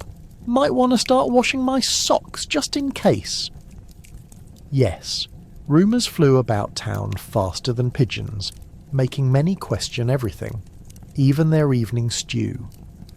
And just when you thought things couldn't get worse, along strolled the friendly neighbourhood reaper known as the Grim Giver of Charity. Give him a wave, and maybe a longing glance, and you might just score an early checkout or, the absolute worst of all fates, being stuck in the plague in a hovel with those pesky neighbours who always borrow sugar, only they never return the favour. So, as you can see, the Tudor age turned life into a perpetual production of chaos, where plagues, pestilence, and public gatherings crammed together in a questionable dance. With no fear of personal space, it became a hotbed of exuberantly ignorant survival tactics. The grand performance was astonishingly flawed, yet oh so entertaining, leaving history to laugh, or gag, often both, at the absurdity of it all. Who needs Netflix when you can watch Tudor folks play roulette with their own lives? So the next time you think your life feels chaotic, remember, at least you're not living in the age of unregulated health remedies, crowded marketplaces, and a communal sense of doom that makes the plague look like an option for an evening out. How about that lovely nothing no room feeling while listening to an incredibly unfortunate tale of Tudor romance? Because true despair was often heard amid cries for help, as folks pondered which pleasantries were at stake, or whether to head out for air. Imagine the courtly love stories you read about, where the dashing knight rescues the damsel from her tower. Cute, right? But let's step back into reality, where romantic life was more akin to dodging flies at a village festival. In Tudor England, the approach to romance was less about star-crossed lovers and more about strategic partnerships sealed with a handshake and a generous dowry. That's right, marriages were often political bargains, arranged faster than you could say wedding cake. Young women were literally traded like livestock, or became pawns in the game of alliances, where love was overshadowed by land ownership and a hefty dowry, which often included some really delightful family heirlooms, like a haunted mirror or a bag of questionable potatoes. Ah, romance. Now let's not forget the charming concept of courtship itself. Imagine trying to woo someone while being watched by your whole family, a gaggle of nosy relatives and possibly an old goat. If you thought dating apps were intimidating, Tudor courtship meant you had to showcase your finest manners and impeccable hygiene. High bar for those bathing habits of the time, wouldn't you agree? You'd be subjected to painful conversations laced with sarcasm, and if your chosen one had a belching problem or a serious habit of picking their nose, well, that was simply something you learned to love, like a bad habit or a mediocre stew. And speaking of etiquette, did you know that a marriage proposal could be complicated by siblings? Yes! Picture a romantic evening turning into a wrestling match as you try to win over your beloved's family, who's busily trying to marry her off to the tallest, most financially stable neighbour. Suddenly you're in a series of literary negotiations and dramatic gestures, while she's rolling her eyes, probably perched on a very discomforting stool, because that's how romance flourished in an era where sitting pretty was definitely not on the menu. Then there's the charming tradition of love letters. You'd wish to receive a heartfelt note sealed with a wax stamp. But surprise! You get a letter filled with enough poetic metaphors that, by the time you're done reading, you've forgotten who it was even from. Oh dear lady, your beauty shines like 1,000 suns, overshadowing the apples that fall from the tree of doubt. What's next? Is he whipping out a lute? We're not auditioning for a stage play here. We're trying to express real feelings amid that medieval pestilence and chronic body odour. Now, for the ultimate twist, unrequited love. Tudor England knows how to do heartbreak better than any unmentionable grunge band. What's better than developing feelings for the local lord's sister and discovering she's being courted by a man who rides a much fancier horse? That's right, no happy ending for you. Hence, you'd sulk about it, composing more overly dramatic verses that would earn you a spot in the village squares, eliciting empathetic glances from gaggles of onlookers. However, most relationships ended not with wedding bells, but with suspicion, jealousy, and accusations of witchcraft. Yup, who needs rom-coms when you have betrayals and fiery trials? Romantic relationships could swiftly devolve into he said, she said situations, where a mere rumour could send the local witch hunters your way faster than you could say, witch trial. Imagine catching a cold yet being accused of succumbing to the treacheries of dark magic simply because you looked at someone too long. And as we think about all those misadventures in love and tension that played out across the muddy streets of Tudor towns, think too about how, despite the total chaos, life carried on. Romance, however twisted, painted vibrant colours over a backdrop of medieval drudgery. A person could have the weight of society pressing down on them, yet their heart could still wink at opportunity and prevail through the darkness, all while navigating chamber pots and rabbits running amok. So, as we play witness to the unique joy of Tudor romances, let's embrace the beautiful messiness of human experience, even when it involved navigating an age of misunderstanding. Because through it all, love and romance reminded society that even amidst the stench and filth, a good-hearted jest or awkward courtship blunder could still manage to spark laughter and hope, like a little flower trying to bloom the crack of the cobblestone. Welcome to the age where cultural crossovers included herbal remedies and overly optimistic health ideas. Maybe if we mix a bit of this with that and hope it doesn't spell disaster, what could possibly go wrong? In Tudor England, health was a delightful mix of folklore, superstition, and a dash of trial and error, often involving extreme measures that would have modern doctors covering their eyes in horror. Picture it. A world where people believed screaming at a rash would cure it, or even better, that leeches were the miracle cure for just about every ailment. You could be scratched by a goat, and someone could confidently suggest, "Let's drain a bit of your blood, it's definitely the answer." Don't worry, it's only marginally more terrifying than your last trip to the dentist. So, how did our Tudor pals choose their remedies? Often pulled from a delightful grab bag of herbal concoctions, many folks relied on plant potions concocted by the local wise woman. While some remedies came from actual knowledge passed down through generations, you can guess that just as many were as effective as pouring salt on a wound. Spoiler alert, it can hurt more than it helps.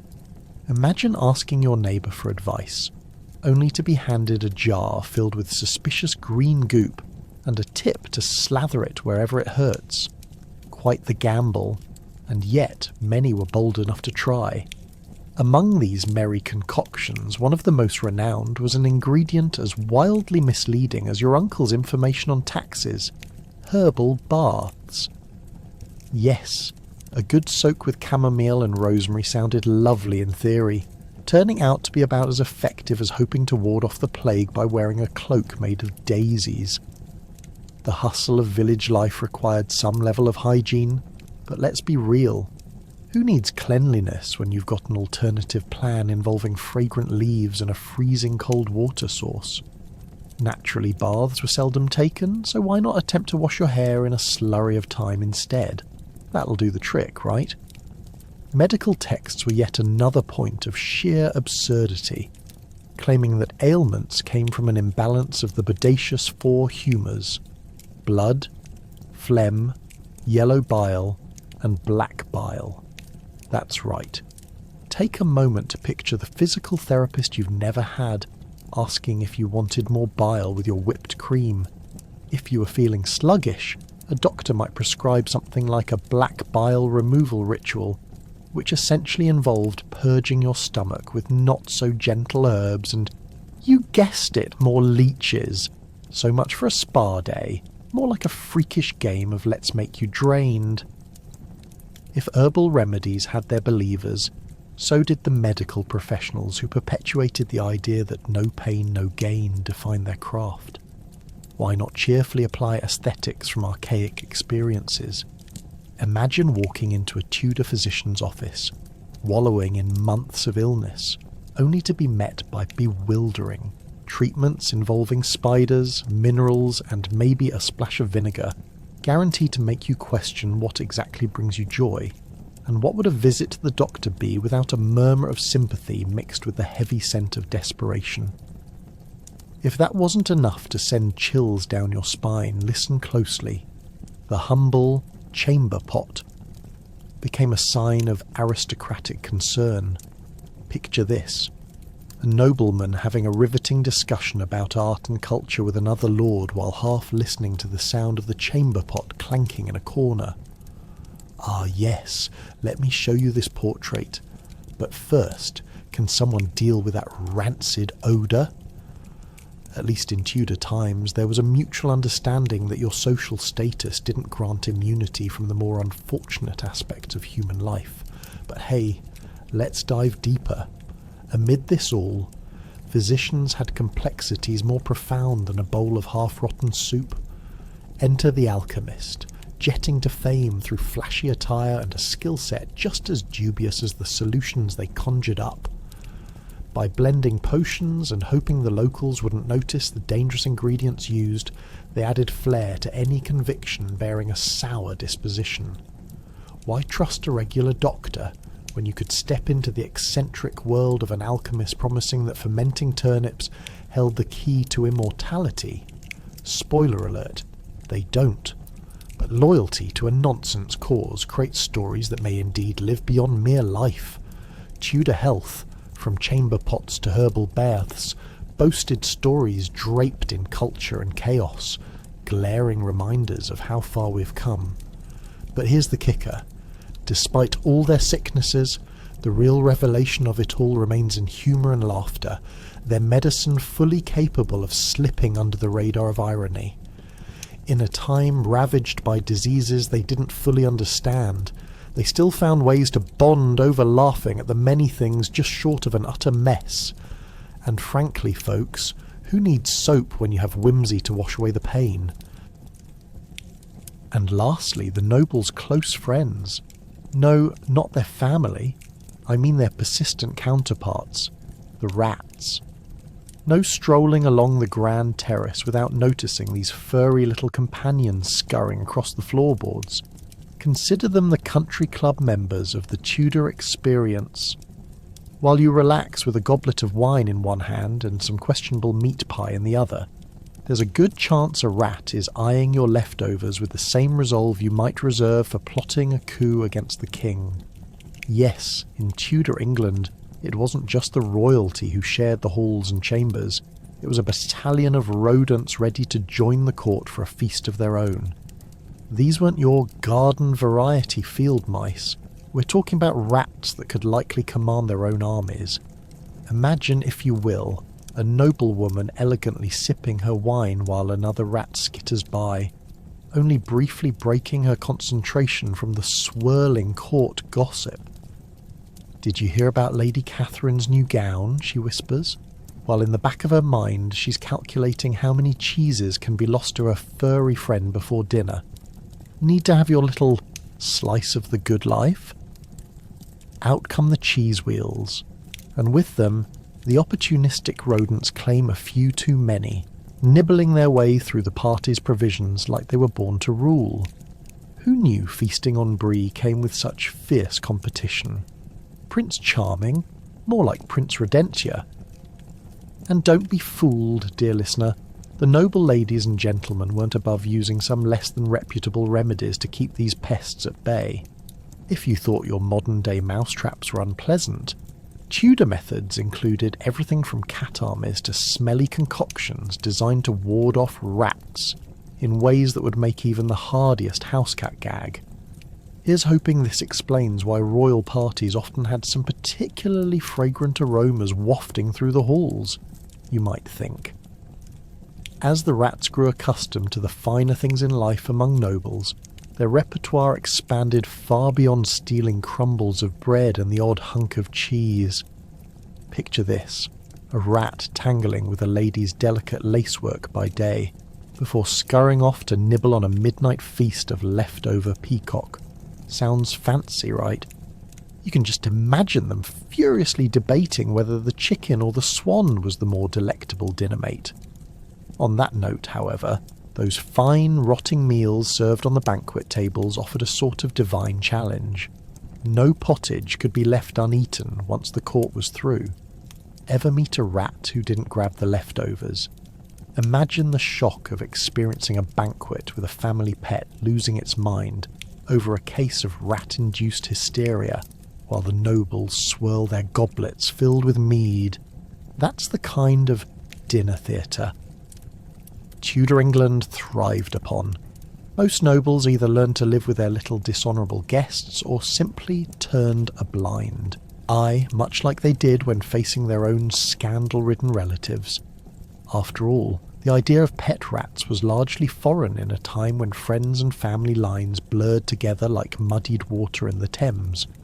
At court, these rats were less of a nuisance and more of a tiny, furry political player. They knew the hierarchy of crumbs and feasted bravely in the shadow of human titans. Was your last meal covered in oven-roasted wax? Too bad, because the rats were ready for their grandstanding moment. They had no qualms about stealing the king's leavings, all while looking adorable enough to win the sympathy of any passers-by. What you wouldn't give to steal a few crumpets from under the humans' noses, you could hear them squeak in camaraderie. The crumbs and gristle were merely opportunities for them to gather and become the talk of the kitchen.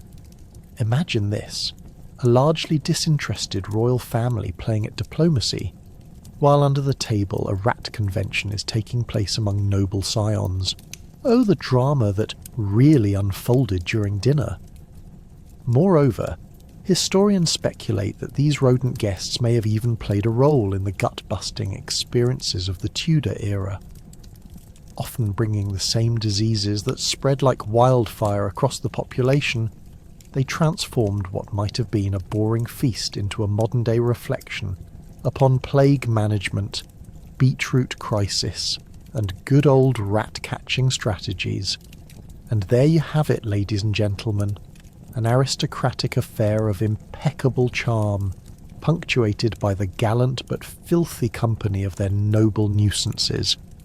Tudor nobility may have feasted like kings, but beneath their fineries and hefty mead flasks, they could hardly escape the reality check that life alongside rats tossed their way. So, the next time you complain about a pesky varmint in your attic, just think of the Tudor scene, where rats were not just companions, but members of the crew navigating the wildly tempestuous seas of courtly chaos. And there's a lesson in that. If you care to dig through the potpourri of opinions over the smell, let me know when you're ready for the next segment, or if you have any adjustments to make. Ever wonder what went on in the secret lives of Tudor royals? Turns out they're basically just like us, except with more elaborate hairdos and outdoor potties. What a life to live when the throne room requires trips down to the local dumpster. Welcome to Tudor England's high society, where a noble birthright does not guarantee creature comforts, especially when nature calls. As a royal, you'd be privy to magnificent gowns and lavish feasts, yet you'd also find yourself tangled in a world where cleanliness was often a whimsical fantasy. Picture this. You glide across opulent halls decked in velvet and silk, yet your feet are probably trying to dodge smelly spots that the servants neglected to clean up in their hurried mornings. Talk about stepping up your royal etiquette game. But during Tudor times, even the wealthiest experienced a nagging discomfort, especially after indulging in those extravagant banquets. The best dish might have been roasted peacock, but it came with the unfortunate possibility of, how shall we put this, unexpected intestinal distress. That's right. All forms of royal courting could swiftly lead to awkwardly timed trips to the chamber pot. Just imagine the scene. Henry, regally hosting his court, laughing heartily at one of those overly elaborate jokes, only for a gurgle from his stomach to make it all awkward. I must excuse myself. Just a moment while I conquer the lavatory. But it wasn't just the great dining that drew scrutiny. Let's not forget the royal baths, or the shocking lack thereof. Tudor royals, in all their splendour, were often reluctant to bathe. In fact, many nobles believed that frequent washing could open their pores to disease. Instead, they doused themselves with a blend of perfumes and oils, smothering their odour with a concoction that smelled like a botanical garden had exploded. Yes, nothing screams luxury quite like masking the scent of last week's meat pie with a wild gallivant of roses. Among these well-off figures, a true romance with neglect brewed. The lavishly decorated chambers may have showcased silks and jewels, but the presence of a rat or two wouldn't be out of place. These royal pests were not mere rodents, but surprising accomplices in courtly dramas, sneaking around amidst the grand arrangements, feasting on leftover tender meats while catching snippets of gossip. Yes, the presence of rodents among the regal made for both a nuisance and an underlying humour, a royal reality show set against the backdrop of the Tudor court. Now let's talk about the commonly discussed royal love stories. Romance was aplenty, shifting alliances, tragic heartbreaks, and even a few scandals. But those tales often overlook the slow squeeze of bad hygiene. Imagine a gracious lady-in-waiting summoned to court to help the Queen get ready for the evening ball, only to bear the unsavoury effects of her own neglected hygiene too. And while heads may have turned at the sight of gilded gowns, many sought refuge from embarrassing scents behind delicate fans. "Ah, yes, darling, you smell wonderful," she cheers, waving her hand in front of her nose, a classic Tudor tactic for keeping conversations pleasant. Speaking of conversations, let's delve into the social courtesies those noble personalities had to master. A misplaced jest could lead to gossip that soared above the rooftops. One royal servant might spill the beans about a dinner gone wrong, leading an entire court, in its sex trafficking excess, to snicker over a particularly spicy dish. And imagine having to mend those friendships while your royal betrothed sits sipping ale, discussing the likelihood of your stomach issues being discussed by courtiers sooner than the next round of who wore it best. Who needs reality TV when you have Tudor royalty creating drama fit for a stage? As regal dramas unfolded behind polished doors, life's more human elements relentlessly crept in. Gatherings held in grand hallways where laughter mixed with the sense of questionable waste and lingering spices meant for disguise. Surrounded by embroidered silk, the noble elite often found themselves sandwiched between opulence and an inconvenient truth. They were just as unhygienic as the peasants they ruled over. In truth, the Tudor royal experience was less a testament to cleanliness and more an amusing reminder that no matter your title, life demands a bit of humility. From elaborate court gowns to riskily odoriferous moments, the royals of Tudor England, despite their appearance of grandeur, were just as prone to the indignities of human nature as the rest of us. So as you drift to sleep tonight, remember to be thankful for modern plumbing, because no one wants to be the laughingstock of the household, especially with the legacy of Tudor royal drama trailing behind. Despite the grueling stench, the royal few caught glimpses of joy and laughter, witnessing moments of genuine human connection, from prisons to pleasures. Above all, Tudor life reminds us why the allure of modern sanitation feels like winning a clean and free lottery. Well, dear friend, while we may never fully understand how people survived amidst the odorous chaos, our journey through the mess of Tudor life reveals a surprising, delightful resilience. Take a moment to imagine a typical day in the life of a Tudor peasant. They wake up, stretch their aching bodies under an unlikely patchwork of blankets that have likely not seen the touch of soap in months. They peer out into a rather grey world where the sky's overcast, not from clouds, but rather a layer of soot from the neighbour's fire. Afterwards they get themselves dressed in wool garments, often itchy and reeking of livestock. You'll find them at the crack of dawn hustling to fetch water from the stream, because God forbid anyone suggest plumbing, lest the villagers catch wind of that particular level of luxury. After a long day of hard work, you could catch them exchanging hearty stories while distastefully picking bits of mud out from under their calloused fingernails. This is where the joys of communal life blur beautifully into mess. Laughter often cuts through the fog of discomfort. Perhaps they share a meal made of pottage, a bubbling cauldron of whatever might pass for ingredients. The occasional rat would certainly dance round their feet, prompting uproarious laughter over a thick, savoury stew. Little did they know that while they laughed, they were also building resilience. One cannot help but admire the sheer creativity that arose from necessity. Ever had a drink of stale ale? Not because it was a choice, but because the water was likely crawling with potential disease. Well, in Tudor England, that was the peasant's go-to hangover remedy, courtesy of a society that hadn't quite figured out sanitation. The family shared the elixir, knowing it might be warmer and presumably cleaner than the water from the nearby stream. So, in essence, to live in this time meant forging companionship, even while navigating life's foulest aromas. Feel bad for the nobles, though? Think again. Sure, their homes came equipped with more lavish adornments and the occasional tapestry to cover the smell, but they faced their own challenges.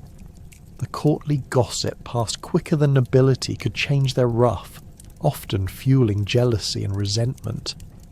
Imagine having to maintain your reputation while dodging the rumours that your cooking was so bad the entire kitchen had to be scoured for weeks after even just a single feast. Just think about it. Royal life filled with regal plots and jests, rendered nearly nonsensical by the very real failures of their ill-prepared dinner rolls. And speaking of grandeur, let us not forget the striking contrast between the lavish meals of the lords and the simple gruel of the peasants. Over in the castle, while a knight feasts on spiced meat from a distant land, the peasant hobbles home with a sack of cabbages and yesterday's crusty bread. Yet, gathering with other peasants to share the last scraps fosters camaraderie like none other. Empathy, laughter, and stories flow freely. That shared pot of stew has seen worse days. It became a bonding trip, holding together the fabric of community and the stench of hardship. You might find it maddening to think that in all their social dysfunction, the people of Tudor England actually embraced their reality. Life for them wasn't defined by the modern conveniences we cling to today, but rather by their ability to share the mess. Most joys came from shared struggles, humour, and appetites for survival.